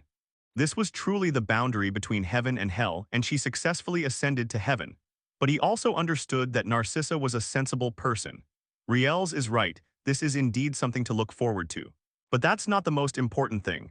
The most important thing is Narcissa's playfulness plus 19, anticipation plus 19, humor plus 19, excitement plus 16. His tilde. Riels gasped and silently sized up Narcissa. Seriously, why is this woman excited? Is she really going to do something really outrageous? Did 650 really misjudge her? No way, no way. While Riels was still deep in thought, Narcissa had already led the way out of the gift shop. Seeing that Riels hadn't followed, she turned around and said rather displeasedly, "What, you don't want to stay here for long? Weren't you in a hurry to get back to your potions class? Now you're not in a hurry anymore. Tusk tusk, that's true. The person ahead hasn't come back yet, so you must be anxious since you can't see him. Now that everyone's back, it's normal for you not to be worried." These seemingly mocking words brought Riels back to his senses. He looked at Narcissa with utter speechlessness. No, he's genuinely curious. Why did Narcissa sense that he had different feelings for that sales witch? What could he have done to give Narcissa that impression? Although he really wanted to complain, Riels still knew that you shouldn't try to reason with a woman, especially women who deliberately mock you. It's not that women are unreasonable, it's just that Narcissa's current state makes it unsuitable for her to reason with others. It's like trying to wake someone who's pretending to be asleep. Even if you beat drums and gongs or howl like ghosts and wolves, if you can't wake them up, then you can't wake them up. Just like Narcissa now, she is unreasonable. Because from beginning to end, Narcissa knew that this was not true. This whole thing was just something Narcissa made up to tease him about. Riels shrugged helplessly and said softly, "Sister Narcissa, I think we should go eat first. Food is essential for life. You'll get hungry if you skip a meal. After a day of shopping, it's good to get something nice to eat. If you don't eat enough, you might not have the energy to decorate the dorm in the afternoon, and I might not have the energy to attend class. This is not good, not good." Yes, he was hungry. That's no lie. Of course, he said this not without the intention of diverting attention. Compared to other things, eating is obviously more normal. In fact, that was exactly what he thought. Narcissa simply rolled her eyes at his reason for changing the subject, utterly speechless. However, instead of refusing, he nodded as if to agree. "You're really something. You just ate this morning and now you're hungry again. I mean, I thought you'd go back to Hogwarts to eat. After all, the food at Hogwarts is very delicious, and the house elves there are excellent cooks." After Narcissa finished speaking, she awkwardly began looking for a place to eat. Actually, she was also a little hungry. There was no way around it. She had spent the entire morning taking Riels all over Diagon Alley, 4.1, but that's not the most important point. The most important point is, throughout the entire process, Riels simply followed along. She was the only one actually selecting things and busy with her own tasks. I didn't feel it at the time, but now that Riels said it, I immediately felt it. Man is made of iron, food is made of steel, you'll get hungry if you skip a meal. That's absolutely right. Narcissa is funny plus 19, looking forward to it plus 19, annoyed plus 18. Riels touched his nose and silently followed Narcissa out of the shop. Sometimes he really didn't know what Narcissa was thinking. Why are you being so grumpy again? A woman's heart is truly unfathomable. Riels sighed, stopped worrying about it, and followed Narcissa outside. But after walking only a few steps, he heard a jumble of footsteps behind him. The sound of hurried footsteps made Riels stop in his tracks. Narcissa, who was walking ahead, also stopped in her tracks. Too? She didn't stop because she saw Riels stop, but because she stopped too. Riels followed her. Riels was behind her and she was in front. If anyone was going to stop, it was Riels who watched her stop. She stopped because she heard hurried footsteps. Keep in mind that her strength is not much weaker than Riels, and it's not certain who would win if they actually fought. Of course, when she said fight, she meant a life-or-death battle.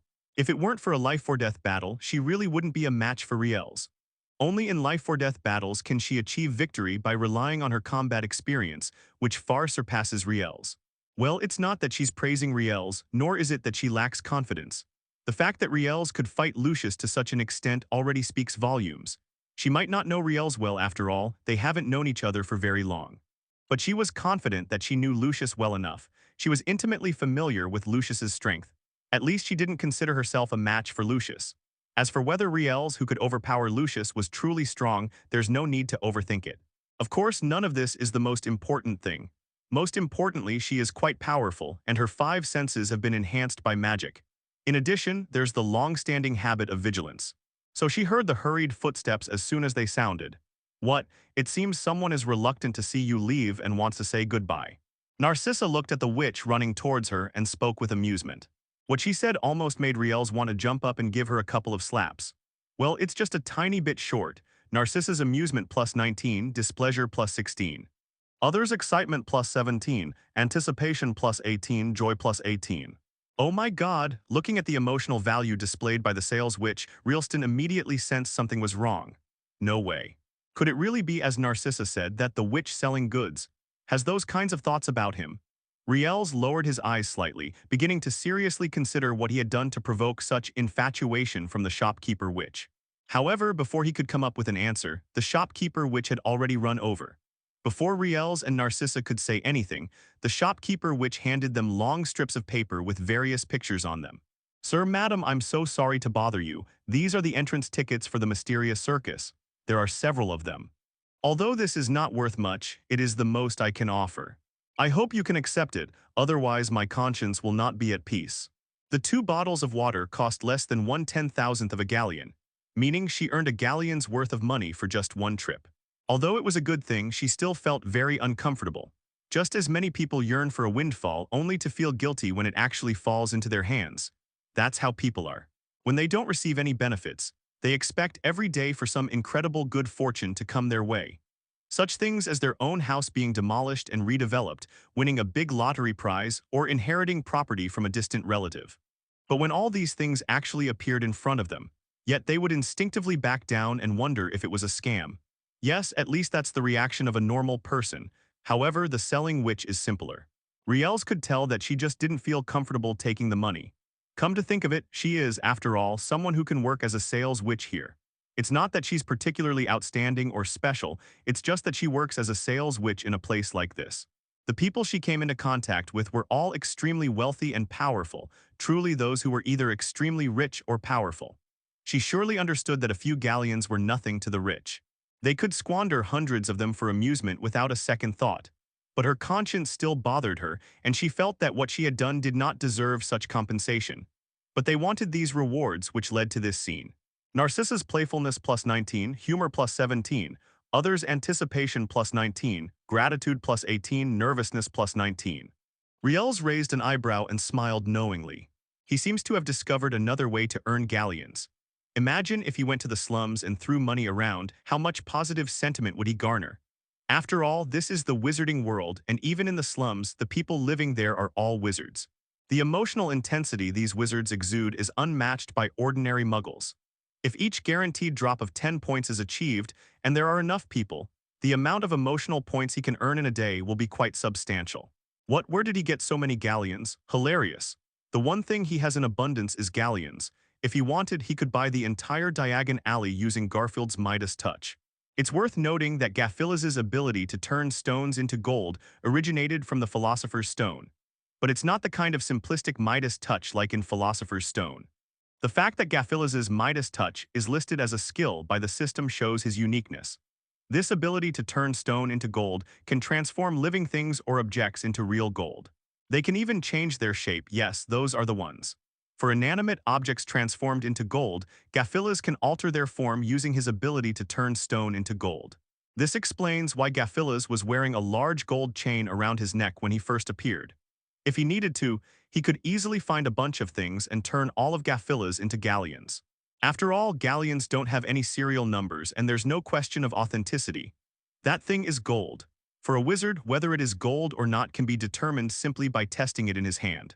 So they weren't particularly clever enough to think of making some counterfeit money to profit from. Good job, because this path is simply impassable, and others are not fools. I know my tickets are cheap, but the Mystery Circus show is really great. and these are all insider tickets with very good seats. I heard that a new blood curse beastman has joined the mysterious circus. She's a super beautiful woman who can also turn into a snake. Please accept this, it's a token of my appreciation. The witch holding up the ticket, her voice trembling slightly. This sounded like a confession, yet the speaker seemed afraid of rejection, which almost made Riels want to complain. No, sister, it's just a gift, why make such a fuss? Someone who didn't know better might actually think he was accepting a confession of love, right? Riels' lips twitched uncontrollably. He glanced around to make sure that apart from Narcissa, who had a playful expression, there were no other passers-by in the area.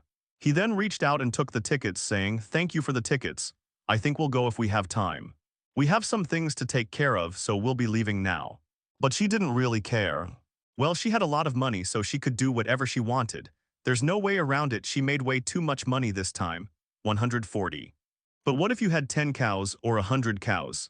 Even many shop assistants are wondering if they chose the wrong store. The commission I earned from this round, plus the galleon given to me by Riels. She wasn't just being polite. She genuinely hoped that Riels and Narcissa would visit again. Riels simply doesn't lack galleons, and doesn't have much of a concept of the thousands of galleons he spent today. The shops that hadn't been visited all looked like they were filled with bitterness and resentment. Is it too late to switch jobs and go to another store? In the past, she might have felt bad about it or even spent so much money. It was truly a galleon that she couldn't earn in several years of work. Just take the gifts that Riels and Narcissa bought, for example. Without exception, they were all the most luxurious of the luxurious. The same principle applies to him as well. Of course, Riels and Narcissa knew nothing about these things. Let's not even talk about the galleon that Riels gave her. It's not glaring anymore. Why? Because you can't see the missing part anymore, and even if you could, you wouldn't notice it. He could spend millions on toys without really understanding the implications. But now, what is galleon? It's so uncomfortable to even wipe your butt with. Is that missing piece still glaringly noticeable? Upon hearing this, the sales witch looked up with great delight and said, "Please take care, sir and madam, and visit again when you have time." This principle applies to things like a drop in the ocean. It's like the child of a multimillionaire.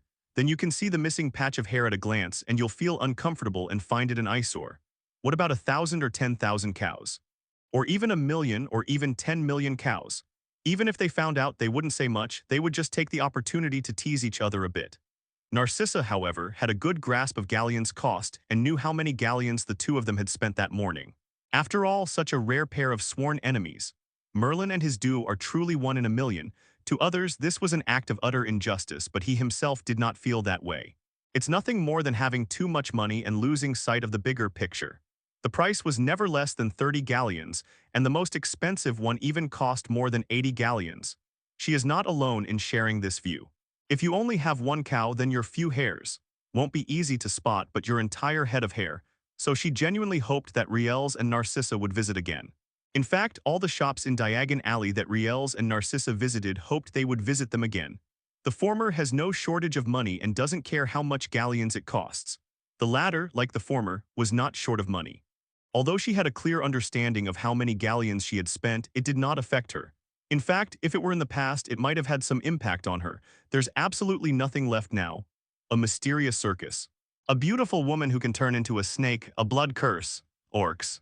Because they have lost their consciousness, leaving only their animal instincts.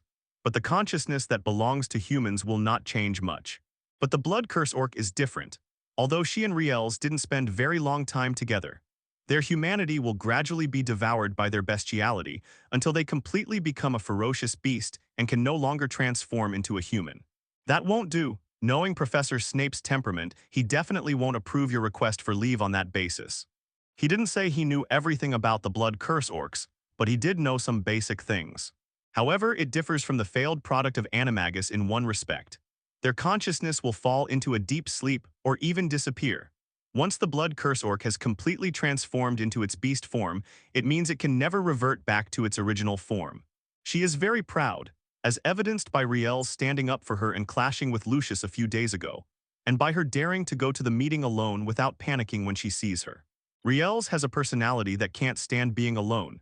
Even if you fail, animagus, you've completely turned into a beast and can't recover. To anyone else, he doesn't seem like the kind of person who can endure loneliness and quietly attend classes. I don't think you've skipped class even once, have you? Based on what I know about you. But they also have to pay a price for this. as the blood curse orcs gradually grow stronger. And most importantly, well, he's very lecherous, and he acts very childish in front of beautiful women. Riel's eyes flickered slightly as he looked at the information on the ticket. But the fundamental reason why blood curse orcs are considered cursed rather than blessed is precisely because. Besides, there's nothing interesting about this kind of juggling. It's just watching clowns make a fool of themselves. They completely transformed into their beastly form. But the fundamental reason why they couldn't transform back into human form when they reached that period. All that remained was a body transformed into a wild beast. Very mature, yes, frighteningly cunning, someone who knows how to scheme against others, that's how it seems at the moment. Blood curse orcs are like cursed wizards. All blood curse orcs possess abilities similar to those of the animagus. What, you want to see this circus performance? Requesting flowers 0. It's all very mysterious. Whether it's Gaffilla's or Riel's strange spells, they're all secrets. Narcissa crossed her arms and continued with a playful expression. Of course, if you really want to go see it, you can skip class. They also seem to be a group of wizards who were born with animagus abilities. It's like transforming a human body into an animal's, but within this animal body, human consciousness still exists. Simply put, once the blood curse orcs grow up, they will become like the failed animagus wizards. This is why blood curse orcs are born animagus, but her years of experience allowed her to easily determine Riel's basic situation. On this point, the answer is basically obvious without even looking at it. Normally, a young wizard of Riel's age would be very excited to enter Hogwarts. He was fascinated by classes and spells and wished he could learn all the spells in the wizarding world. But Riel's is different. It's not that he's not interested in these things, on the contrary, he's very interested. However, while others invest considerable energy and time in things they're interested in, 990 Riels can spare a significant amount of energy to chat with beautiful women, and well, chat with little Dreamy. I mean, does Sister Narcissa want to come with me to the circus performance? Well, it's not for any other reason, I'm just worried that Narcissa might kick her foot. Judging from the current situation, yes, it's very likely that he's focusing his energy on flirting with girls. At such a young age, she's already so lecherous. She really deserves that assessment.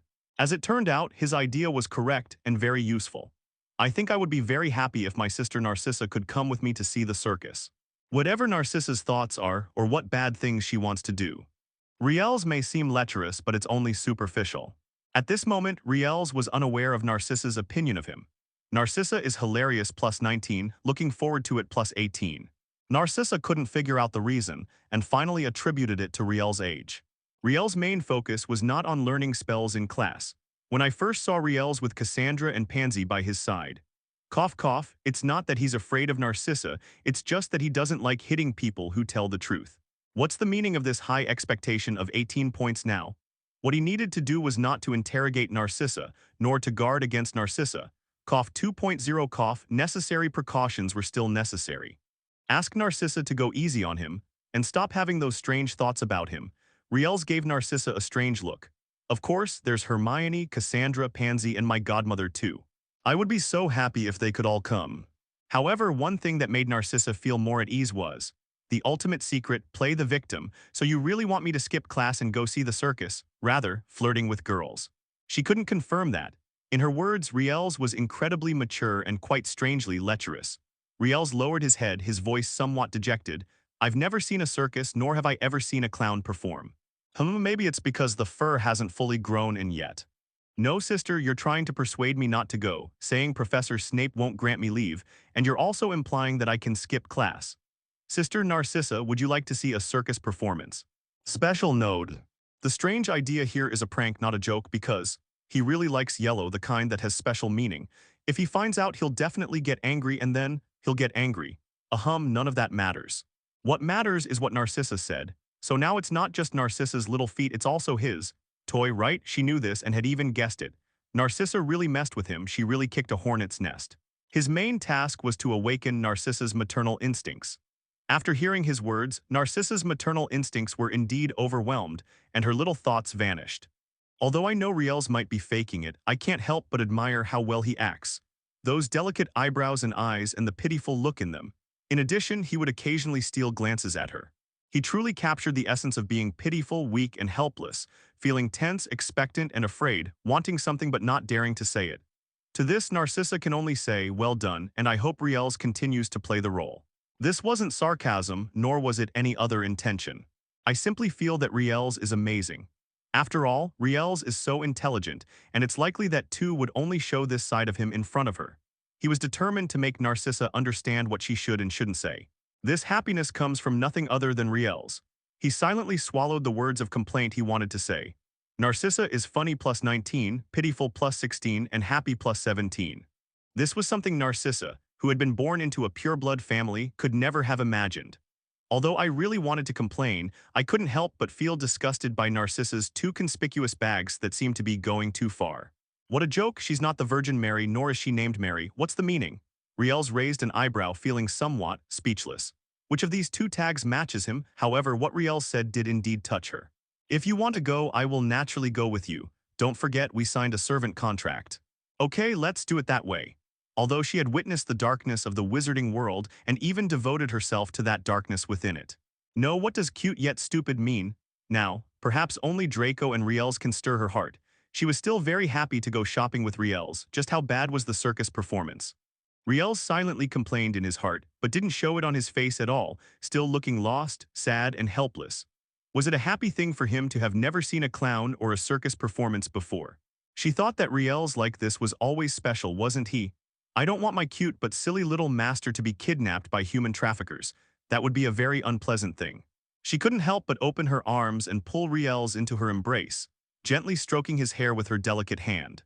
The initial feeling of pity turned into a surge of joy, but she had never seen Riels like this. Cough, cough, maybe she had, but she hadn't paid attention. Narcissa looked so funny and pitiful. No, sister, what does this mean? Even with an endless supply of galleons, she didn't feel much happiness. She didn't care much about anything else. For her, only profit was the most attractive thing, at least that was how she used to be. Narcissa's joking words made Riels' mood plummet. After he completely subdued those two show-off conspicuous bags, I've never even seen a circus and I don't know what a clown is. What kind of life did Riels lead in the past?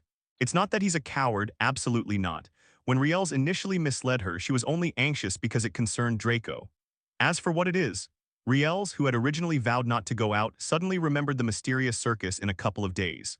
Just knowing this is enough to lose. What? Why is it Fassi? Sorry, he was born with a bent thumb that he can't straighten. Oh, okay, if our dragon eggs hatch, I think we'll have a way to travel. Until then, I won't. Cough, cough, I'll try to go out as little as possible. Now that so much time has passed, she's come to her senses. Just like me, isn't that right, my dear brother Riels? But wasn't this also her own will? Riels, a muggle, dared to fight Lucius and even nearly defeated him with her help, which made Riels admire her greatly. Well, I hope your wish comes true, but before that you should consider the consequences. I mean, you're keeping dragons at Hogwarts. Professor Dumbledore knows about Ming-Er. While Riels is a ruthless guy, he actually dared to go against Lucius to achieve his goal. And Professor Snape too, what if they don't let you support them? Oh look, I almost forgot your Riels. The reason she brought up the old story now is simply to give Riels a heads up. Yes, in the Muggle world it's called a vaccination. Narcissa, feigning praise but actually teasing, continued with a laugh. If you want to, there shouldn't be anything you can't do, right? That's right, that's exactly it. It's definitely not because he's lusting after Nagini's beauty or anything. Riels swears to the heavens he's absolutely not a lecherous old man. You know, I really don't like green light, so next time we'd better find a different way to get around. Of course, I'm not talking about teleportation or the night bus. Narcissa glanced down at the hem of her pink skirt, a faint smile playing on her lips. 13,805,102, Feilu 101,451,011. She's not stupid. She's just a little slow to react. Hogwarts Castle. What she said was actually implying to Riels that she already knew about Riels' scheme against her. In the dimly lit corridor, which was so remote that it was practically deserted, a faint green light flashed. His main purpose was to intercept Nagini. For no particular reason, he was just annoyed by the lack of a nose. As the light faded, Riels and Narcissa appeared in the corridor. Narcissa's playfulness plus 19, anticipation plus 19, humor plus 19. More. She didn't want Riels to get angry or even sabotage what she did after she did it. It should be noted that Lucius was a true high wizard and a former elite Death Eater, whose status and position were extremely illustrious. Even though Riels' actions might seem somewhat fake, she could sense that his feelings were pure and genuine. He also wanted to see the circus's amazing performance. Was the blood curse orc Nagini's waist flexible? Was her figure explosive? Would she really transform? Cough, cough. Riels may have woven a huge net for her, binding her tightly within it, making it impossible for her to break free. However, she's not saying all this now to settle scores later. She's not that kind of person, and she knows it's pointless to do so. The familiar system notification made Riels feel somewhat helpless, but seeing his 4-digit mood balance improved his mood considerably. Let him play along if he wants, he'll get used to it eventually. Of the 10 emotional outbursts Narcissa made along the way, at least 9 were tinged with amusement. Moreover, the level of playfulness is always very high, either 19 or 18, and at worst it never falls below 15. He knew what Narcissa was playing at, or rather, he anticipated where Narcissa was going to play a prank. What Lucius, what Draco, Sister Narcissa is right. I will go and talk to Professor Dumbledore and of course Professor Snape as well. Regarding this, he could only say that he had no cuckold fetish, and didn't find being a cuckold's husband particularly interesting. Aside from things like green that he particularly disliked, he basically let Narcissa do whatever she wanted. Narcissa, though a woman with a heart of stone, also possesses a magnanimous spirit. Well, she's quite the enigma. Don't ask him how he knows, but one thing is for sure, Narcissa might play pranks on this, but she certainly won't go too far. There's no point in saying all this, let's just make Narcissa happy. To be honest, he didn't really care how Narcissa decorated her dorm room. If the master dies, the servant certainly cannot live on alone. Actually, this is easy to guess, it's just 2 places. Well, to reiterate, he doesn't really care. Why only in the past? Isn't it different now? Did she and Lucius divorce? Of course, Riels didn't say any of these things aloud. Another possibility is the decoration of the dormitory room. Narcissa is his, that's all that matters, there's no other possibility. It's not that Narcissa and he had such a deep bond that they would be together through thick and thin. It's just a little prank at most, it won't really cause him any trouble. It's simply because of the servant contract. If possible, I think I would ask for another room as a place to keep the dragon, since the dragon is very big, otherwise there wouldn't be enough room for all of us. Importantly, based on what he had learned about Narcissa over the past 2 days, this woman was very sensible in her actions, which was normal, given that she was once the wife of the Malfoy family patriarch, Acp. He'll spoil his darling. I believe Sister Narcissa won't let me down, right? Riels said with an innocent smile. It's getting late, I'm going to class now. I'm looking forward to seeing how you decorate the dorm room, Narcissa. None of that matters. Who are they? Ask Narcissa if she recognizes them. If Narcissa really crosses the line, he wouldn't mind letting her experience what pain is.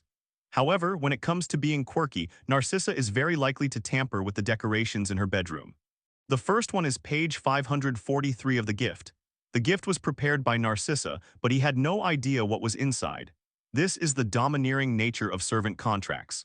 After all, Narcissa spends far more time in the dormitory than he does. If a servant dies, the master certainly cannot be buried with him. Otherwise, why would there be a distinction between master and servant? The existence of that thing made them truly bound together in life and death. If Narcissa didn't want to torture herself, she should know how to do the renovation. Unless he dies one day, well, Narcissa will most likely die along with him then. Well, Draco might admit it, but it doesn't matter, he's confident he can make Narcissa deny it soon enough. Narcissa's guilty conscience plus 11, funny plus 17, intriguing plus 19, anticipated plus 19. Tusk family members, it's confirmed. Narcissa was determined to make a big difference in the dorm room decorations. You can tell from his guilty conscience, which is as high as 11 points. Riels secretly breathed a sigh of relief. Thankfully, it was just dormitory renovations. Actually, he was quite worried that Narcissa might have tampered with the gifts. If it were a gift for 3 little girls, that would be one thing, but to tamper with Professor McGonagall's gift. Well, seriously bad doesn't even begin to describe it. You have excellent taste. My work will definitely dazzle you, just you wait and see. Narcissa crossed her arms to hide the faint guilt on her face, quickly turned around, and headed towards Slytherin's dormitory with her head tilted back. The high heels made a crisp sound as they walked down the quiet corridor. It wasn't jarring, at least not to Riels, on the contrary it excited him somewhat. After all, it's an item that increases attack speed, those who know know. I hope that what dazzles my eyes tonight is not the decorations in my dorm room, but that high-end stockings with 10 pairs of gold galleons. Yes, black is better, but of course, other colors are also acceptable, even green, I can accept that. Riels touched his nose to make sure there was no nosebleed before he trudged towards the potions classroom. What? Why are you crossing your legs? It's nothing, it's just because he's a hardworking person. In this dangerous world, one needs sufficient strength to protect oneself. As the saying goes, an inch longer, an inch stronger. Unfortunately, he had a 6 or 7 inch long spear. Diligent as he was naturally practicing recoil control. All of this is for becoming stronger and protecting myself. Yes, it's all about this girl. After silently brainwashing himself, Riel's expression gradually relaxed. Although she was still keeping her legs together, her pace was noticeably faster. I need to hurry and find those two little girls. No, I mean 3 little girls. Today's potions class is special. It's a potions class with Gryffindor students. This is one of the main reasons why he was in such a hurry to get back to class. Why did you have to hold your gun down to meet those 3 little girls? Does he have some ulterior motive? LOL, he definitely does. Practicing with a gun is tiring and practicing alone is always lonely. It's better to share joy than to enjoy it alone, the ancients were right. It's time for these 3 little girls to hold gun handles and become gunners. Potions classroom. When Riels arrived, the room was already full of small seats.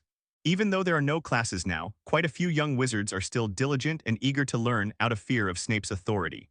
Riels ignored the little wizards who were bowing their heads, cramming for a miracle, and walked straight toward the 3 little girls.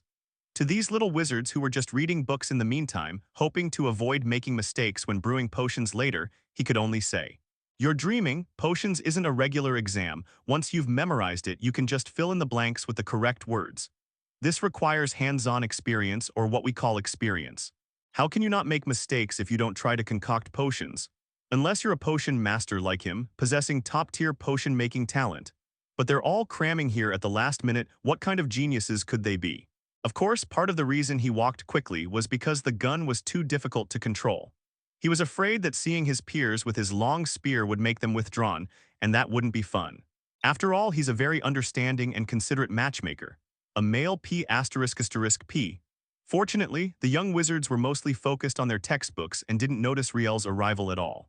So Riels easily arrived at 650 and joined the 3 little girls group. At this moment, the 3 little girls were huddled together, seemingly discussing something. Even Cassandra, who usually has a cold face and seems to have no emotions, is among them. Of course, it's undeniable that part of the reason is that Cassandra was sitting in the very center. Hermione and Pansy squeezed from both sides, leaving her with no way out. But none of that matters. What matters is what they're talking about. Riel smiled and slowed his pace, slowly approaching the 3 little girls until he heard their conversation. "Really? You have to believe me. There's a 99% chance that Riels is Mrs. Narcissa's illegitimate son," Pansy said earnestly. "You don't know what kind of person Mrs. Narcissa is, so you can't sense that there's anything wrong with her attitude toward Riels right now. But I can assure you that Mrs. Narcissa is a vengeful and extremely ruthless person. Riels seriously injured Draco, and Lady Narcissa loves Draco the most. How could she suddenly forgive and forget and be so close to Riels? What other reason could there be besides the fact that he is Mrs. Narcissa's illegitimate son? It can't be that she had some ulterior motive for getting close to Riels. Or maybe they were fooled by Riels." Seeing that the 2 women were not very interested, Pansy said sadly, "Cassandra doesn't believe me. Hermione, don't you believe me either?" "I'm not stupid. Riels often praises me for being smart, so why don't you guys believe me? She's so anxious she's practically jumping up and down, wishing Meryl and Narcissa would come over immediately so they could do a paternity test. Prove to Hermione and Cassandra, those 2 jerks who don't believe her, who's right."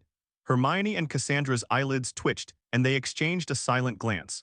Cassandra nodded almost imperceptibly, signaling Hermione to follow Pansy's lead and smooth out her agitated behavior. There was no other way. Their relationship had finally developed to this point, and they didn't want to ruin it over such a trivial matter. That would truly be a situation where one is on the verge of tears. Hermione understood this, and with Cassandra's prompting, she frowned and adopted a serious expression. "Pansy, you know we don't distrust you. You're our good friend and we'll definitely trust you unconditionally. However, this matter is too important, and you should be aware of the stakes involved, so we hope you will not tell anyone else. 5.4 This matter is only known to you, me, Cassandra, and Merlin. Don't tell anyone else, including Riels. You know he's a proud man. If you expose this, he'll probably feel uncomfortable for a long time."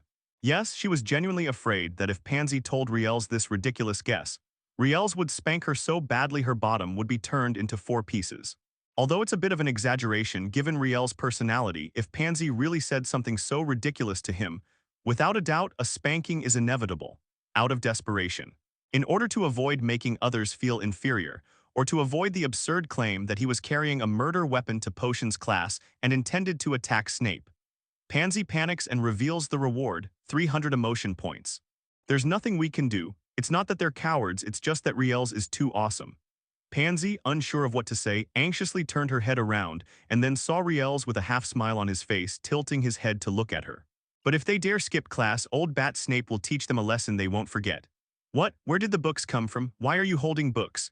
Riels ignored them, instead holding his book and looking at the three little girls with a half-smile.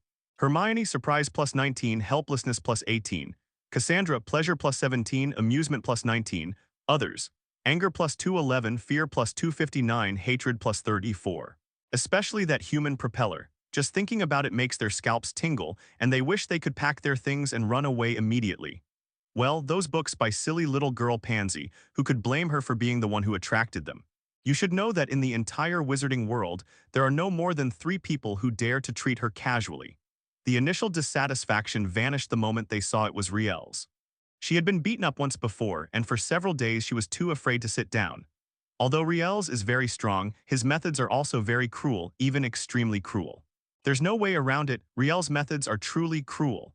He had only been in school for a few days when he fought twice with the eldest son of the Malfoy family, severely injuring him. Pansy's exclamation not only caught the attention of Hermione and Cassandra, but also drew the attention of the other young wizards who were cramming for the last minute. What's more, Hermione and Cassandra were her good friends, which hurt her deeply. This startled Pansy so much that she immediately stood up and let out an uncontrollable gasp. However, their remaining rationality made them abandon the idea. She already felt guilty for talking about these things behind Riels' back. They all simultaneously looked away, pretending that nothing had just happened. She felt she was being treated perfunctorily, which made her very unhappy. She was fine when Riels wasn't here, but now that Riels is back, she's instantly cowered. Add to that Pansy's exclamation just now. This time she was spreading rumors. Once the truth is discovered, Riels wouldn't hesitate to kill her to silence her. So after a little panic, the lion cubs and snakes calmed down again. That time it was just because of some trivial matter, well, wanting to express my feelings for Riels and Hermione. He chose to cover it with a book.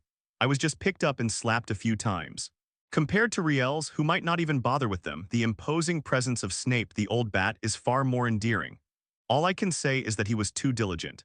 He was so engrossed in practicing his marksmanship that he couldn't tear himself away.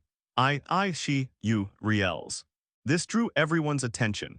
Listening to Hermione's words, Dixie felt something was off, and she looked at Hermione and Cassandra with some anxiety. Another large amount of emotional points were credited, which made Riels, who was still a little angry, feel happy. Sure enough, the Gryffindor lion cub and the Slytherin snake equals a huge wave of emotional points is coming. It's just a pity that if Snape were here, the emotional value would have increased by another 100. After all, the advanced version of this formula is Gryffindor's little lion plus Slytherin's little snake plus Snape the walking bat equals a super wave of emotional value coming. While Riels was still feeling regretful, the 3 little girls had already recovered from their surprise.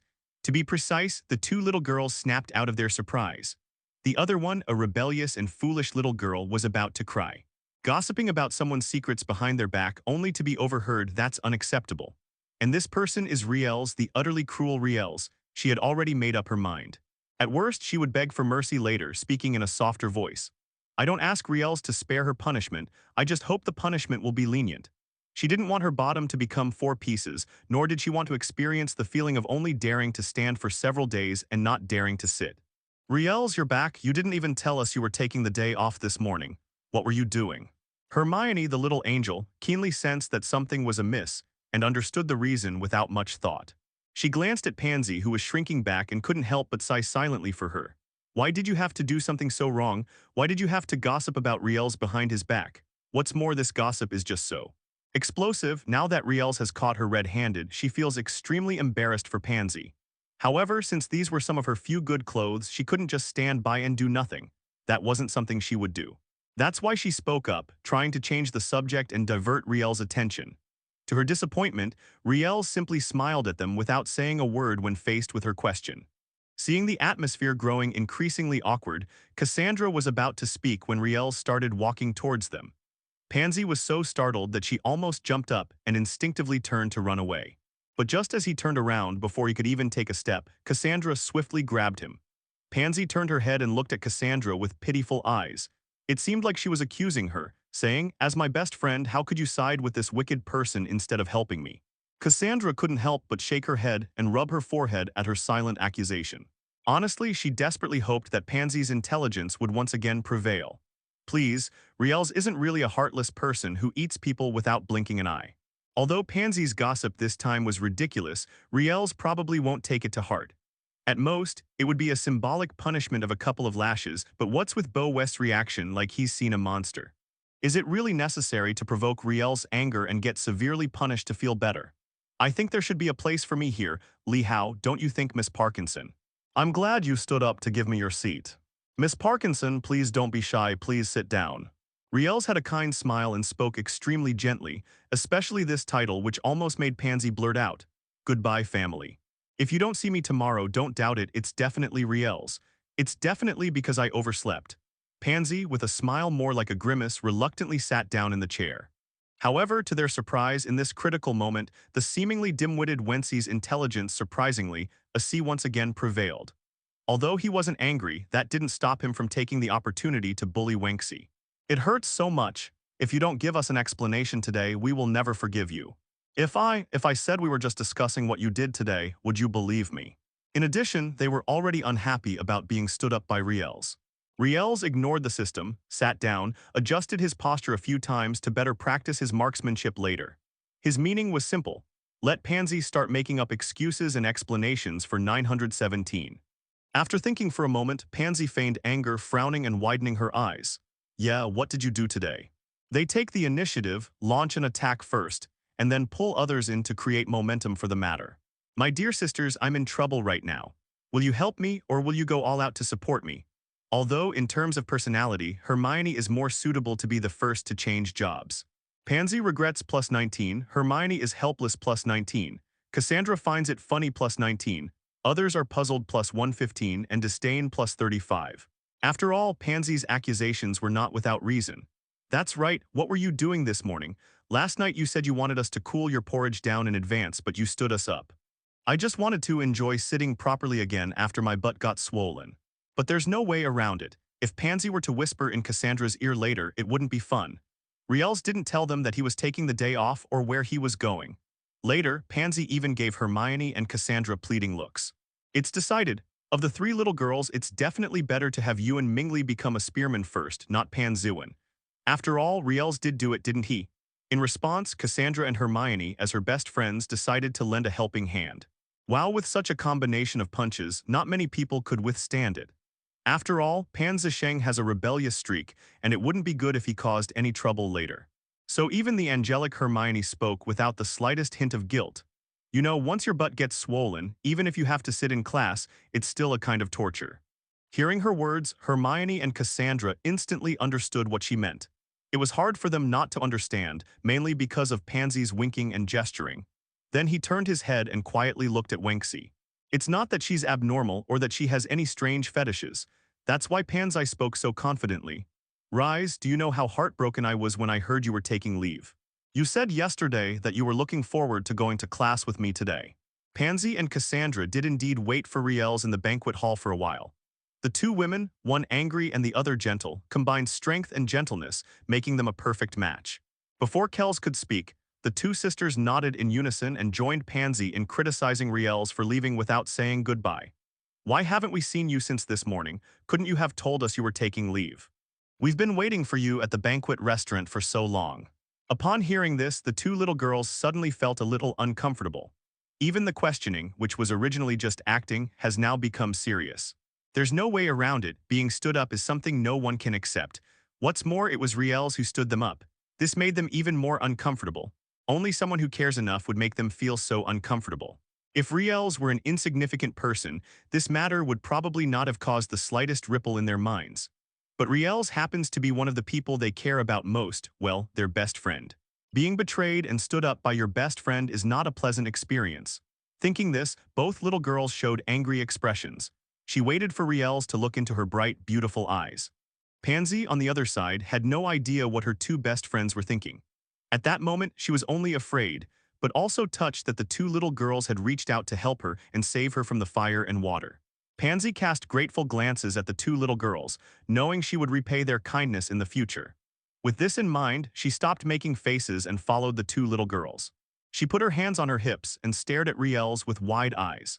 In an instant, the situation that was originally Riels interrogating Pansy was reversed into a joint trial by 3 people. His identity as a judge suddenly transformed him into that of a prisoner being judged. And you also have to face 3 little girls. 3 serious judges at once. Pansy is amused +17, smug +19, Hermione is displeased +17, disappointed +18, Cassandra is displeased +19, amused +17. Riels raised an eyebrow. He had anticipated the reversal of fortune. In fact, when Pansy, with her superior intelligence, uttered those words, he had already anticipated this outcome. But was he panicked? Clearly not at all. As a man, and a man who is in the right, why are you afraid? Just because they're cute, devoted to you, and want to give you the very best, are they the standard child brides? Yes, that's definitely true. But Riels wasn't stupid, and given his own motives, he naturally wouldn't let Pansy just let things slide. Then his eyes darted around, and his expression suddenly became serious.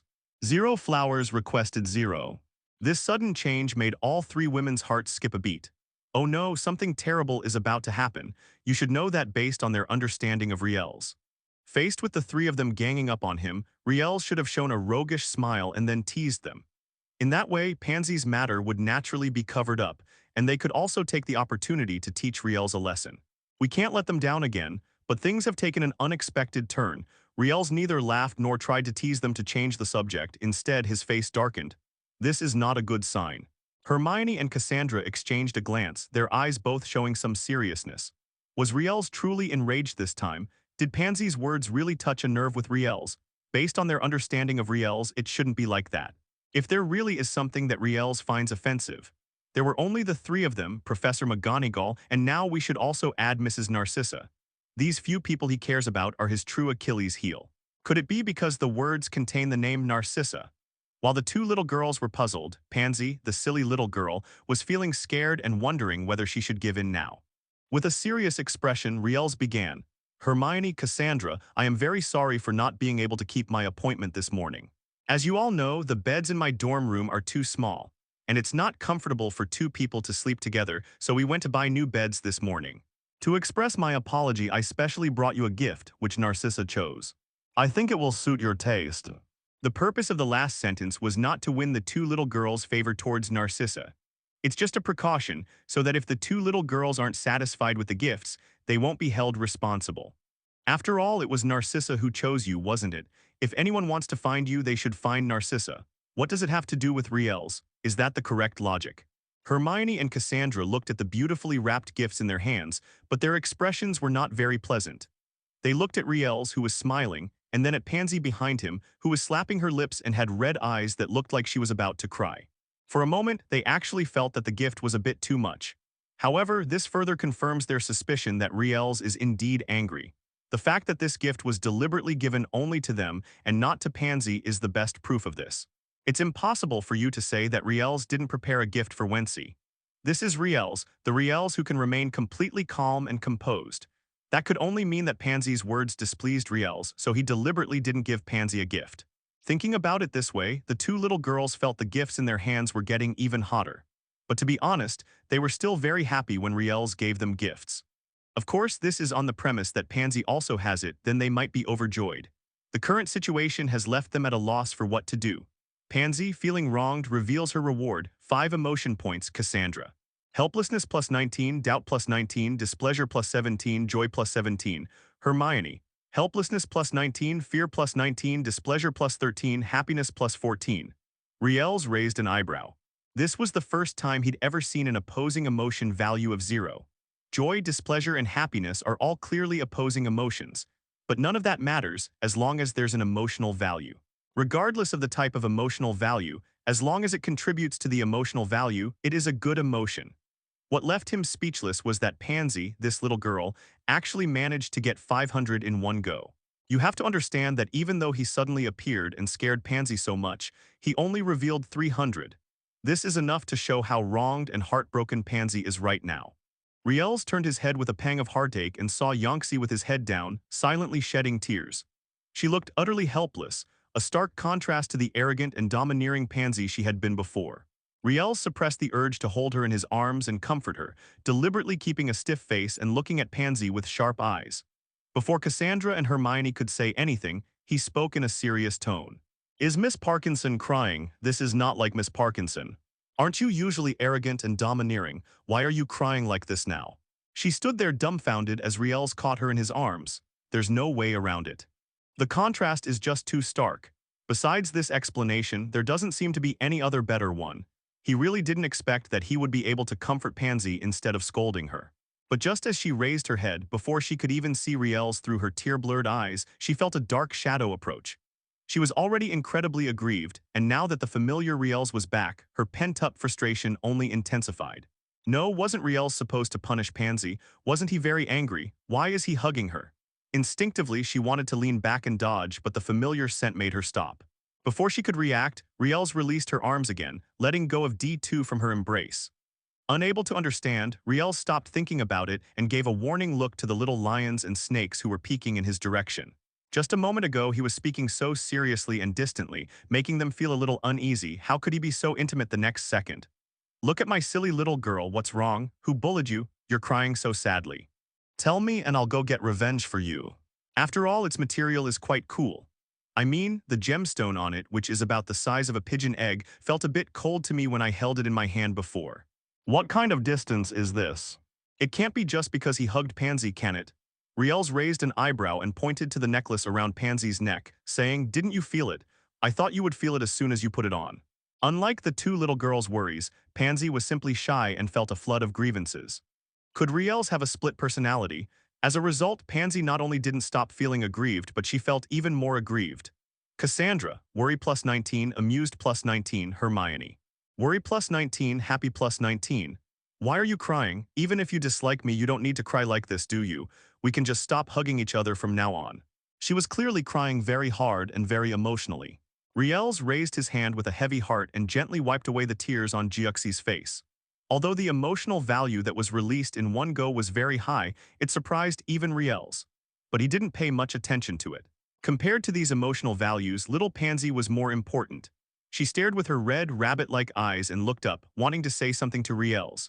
As a result, the tears that had just stopped because of being stunned started flowing out even more profusely, and her whole body twitched from time to time. We've hugged before, and besides, what he just did wasn't a hug. Hermione and Cassandra exchanged glances, and almost simultaneously, both women considered this possibility. Hearing Riel's distant address and serious words, Pansy felt even more aggrieved and cried even harder. After they were all startled and turned their attention back to their textbooks, he looked at Pansy, who was crying uncontrollably. Of course, Cassandra and Hermione were also recovering from what they had just witnessed. Besides, I wasn't hugging you, I was bringing you a gift. Pansy, feeling extremely wronged, revealed her reward. 666 emotional points. Pansy only snapped out of her astonishment when Riel's teasing voice rang out. That's right, Riels wasn't flirting with Pansy just now, he was putting a necklace on her. There was nothing that could be done, Pansy was crying like this. Even the most beastly man would feel sorry for her. Feelings are always mutual, there is no such thing as one-sided taking. Otherwise, even the deepest feelings will eventually be drained. He's not some novice who treats women like playthings. The notion that exposing someone is ruthless doesn't apply to him. On the contrary, he is an extremely sentimental person and has a very strong possessive nature. Despite his seemingly lecherous appearance, he actually knows his limits. For those he can't win over, no matter how beautiful they are, he'll only feel sorry for them, but he won't take action. Even if you stripped naked in front of him, he would at most show some respect but wouldn't touch you. His main concern is that if someone he's been with lets another person touch them, it's dirty. Therefore, he chooses to only date people he can control and avoids those he cannot. Moreover, he was very open-minded. Once he touched her, regardless of what she did before, she would rather die by his side. There's no way around it, it's mainly due to possessiveness. Just like Narcissa, the patriarch of the prestigious Malfoy family.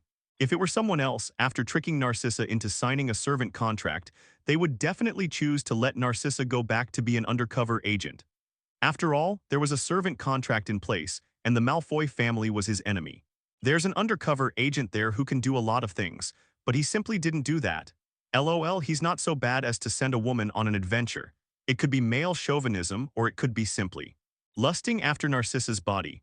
But undeniably, for whatever reason, he wouldn't let Narcissa go back to her undercover work. After all, this is not a fun thing to do, instead of wasting time outsmarting those boring guys. Why not lie in Narcissa's arms and engage in a life-or-death struggle with those two conspicuous bags? He doesn't have paranoia, constantly thinking those people will come to kill him. Even though they would definitely come to kill him if he didn't have a nose. But before that, I'll definitely go after Harry Potter and the old bee first. You should know that these two are the real enemies of the noseless guy. He was just a rebellious little fanboy, no, a naive and innocent boy who didn't even know who No Nose was. At least that's what he thinks. None of that matters. What matters is Pansy. As I said before, feelings are mutual, and they are not his tools. Although he sometimes says that these girls are treasure girls, they are there to give him emotional boosts. But in reality, he never treated them as natives from beginning to end. He can confidently assure you that he has given his true feelings to every single person. So when he saw Pansy crying like that, he couldn't care less about continuing his shooting practice and immediately started comforting her. Upon hearing Riel's words, Hermione and Cassandra both looked at Pansy's snow-white swan neck and sure enough saw a golden necklace. Pansy belatedly stopped crying and reached out to pull out the pigeon egg necklace that was parked on the tarmac. Of course, this pigeon egg isn't a diamond or anything, and I doubt anyone would wear a diamond necklace through a hole in the membrane, right? Is this just a case of mishearing or misinterpreting something? Cassandra is funny plus 19, delighted plus 19, Hermione is happy plus 19, excited plus 19. Riels ignored the system and instead looked at the delighted Pansy with amusement. Our Pansy is a little princess, after all. How come she's so surprised by a gem the size of a pigeon's egg? If that's the case, then I'll learn alchemy and send you gems of different sizes every year. I never expected that our Pansy would be so easy to please. She's so happy with just a gem. Riel's words sounded incredibly irritating, and the three little Mingli rolled their eyes in unison. What are ordinary small gemstones? What does it mean that Pansy is easy to please? Someone who didn't know better might have thought Riels was making sarcastic remarks about Pansy here. If you dare do that, you're finished, I swear to Merlin. Gemstones are nice, but I don't want to receive gemstones as gifts every year. Of course I don't dislike them. Pansy flashed her little tiger teeth and glared fiercely at Riels. Faced with this, Riels had no choice but to raise his hands as if to surrender. Pansy, who was still sobbing, couldn't help but laugh. Hermione was no exception, and even the usually aloof and reserved Cassandra was no exception, a faint smile curving her rosy lips. They were just a little worried that Riels might really be angry. After all, he didn't give Pansy any gifts, but deliberately gave them gifts in front of Pansy. This would have been absolutely impossible in the past. It's important to know that one of Riel's most sensitive points is the relationship between them.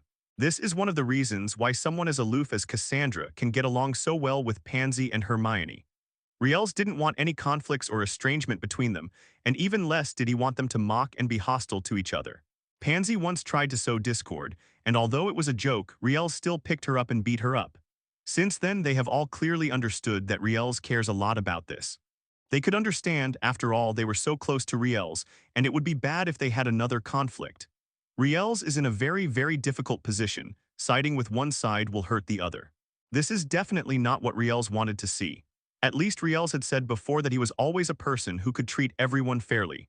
What Hermione has, Cassandra will have too, and Pansy will have the same. The fact that 3 gifts were bought and 3 portions of food were also kept shows how much Riels valued this matter. But in that situation just now, Riels blatantly ignored Pansy. To put it more bluntly, it's about ostracizing Pansy, deliberately trying to exclude Pansy. This was a situation they had never seen before. That's why I panicked and didn't know how to comfort Riels. What if Riels really gets angry this time? What will Pansy do then? They knew perfectly well that Pansy might not be as rebellious as she seemed. Actually, she is Riels' biggest fangirl. It can be said that Pansy's admiration and adoration for Riels is ingrained in her very being. If Riels really isn't with her anymore, Pansy will most likely be devastated and become depressed. In severe cases, it can even lead to suicidal thoughts. Fortunately, Riels is still the Wang Mu they know. They couldn't bear to see their chicks suffer. Just like the mother bird, they would use their own wings to shield their chicks from harm. This is one of the reasons why, despite Riel's seemingly unreliable and somewhat womanizing nature, they are still willing to be with him. Riels always manages to bring warmth to them unexpectedly. Without realizing it, they became hopelessly immersed in Riel's gentleness. Even Cassandra had to admit that Riel's gentleness was unique, making people unconsciously fall into it. Even someone as aloof as her was captivated by Riel's gentleness. But as much as I feel sorry for you, I can comfort you and that will be fine. Pansy, let's put aside the gifts for now and talk about what you were saying back then. What kind of nonsense were you feeding Hermione and Cassandra? Riels raised an eyebrow, looking at the surge in his emotional value once again. Please give me flowers. Hermione was overjoyed and announced her reward. 1,500 emotion points. As she continued, she realized she couldn't continue like that. The thought of 3 little girls practicing marksmanship with him in the future is very gratifying. Moreover, we should first win over Pansy, and then rely on Pansy to win over Cassandra and Hermione. This doubt was not completely dispelled until he entered the wizarding world. Pansy was deeply moved and announced her reward. 100 emotional points. Seeing the familiar Riels return, both women breathed a sigh of relief, and their smiles became even brighter and more captivating. In less than a day, he got 3 more beginner-level 10 pulls. If you don't cherish such a great opportunity, you won't find another one like it later. Great, Pansy, what you said is absolutely right. Indeed, only the wizarding world is the place to farm mood points. Huh, you're talking nonsense. I never said you and Draco were brothers, I just said you were Lady Narcissa's illegitimate son. This once made him doubt whether the system was really that amazing. Hogwarts is a paradise for boosting your mood points. A surge of excitement welled up within him. Let me think, you're saying I'm Narcissa's illegitimate son, Draco's brother. Cassandra is both amused and delighted, and rewards herself with 100 emotion points. Now that everyone has been appeased, it's time to settle the score. Riels had a faint smile on his lips, but it didn't reach his eyes. So Pansy's intelligence kicked in again, first by acknowledging her flat chest where she kept her gemstone necklace. He's been waiting for Pansy to become a master of spitting spears with his help. Well, although he felt sorry for the silly little girl Pansy, even if this gentleness might be faked, they could still easily sense how Riels treated them. He couldn't help but feel a little sentimental. Not long ago, he was still worrying about those dozen or so emotion points. This feeling is still as awesome. Clearly, he was deliberately using irony to provoke Pansy. Working yourself to the bone every day might only earn you 3 or 4 points of emotional satisfaction. If you're really unlucky, you might not even get 2 points of emotional value in a whole day. Well, there's nothing we can do about it. Practice your marksmanship more so you can better develop self-defense skills later. Pansy's eyes darted around and she looked very guilty. Before Riels could speak, she retorted with a self-righteous question. Am I wrong? If you're not Mrs. Narcissa's illegitimate child, why is she so good to you? I've met Mrs. Narcissa several times before, so I know her fairly well. Don't try to fool me, I won't believe you. After all, you seriously injured Draco. Draco is Mrs. Narcissa's most precious possession. How could she not seek revenge on you? Even if I didn't seek revenge on you, I would never be this close to you as we are now. There must be some secret between you and her. Tell us or we'll make you regret it. Pansy's series of rhetorical questions successfully shifted the— Hello, everyone. As we wrap up this video, I want to share a quick note. I have a Patreon account. If you'd like to support me and enjoy on-demand audiobooks, you can become a Patreon member.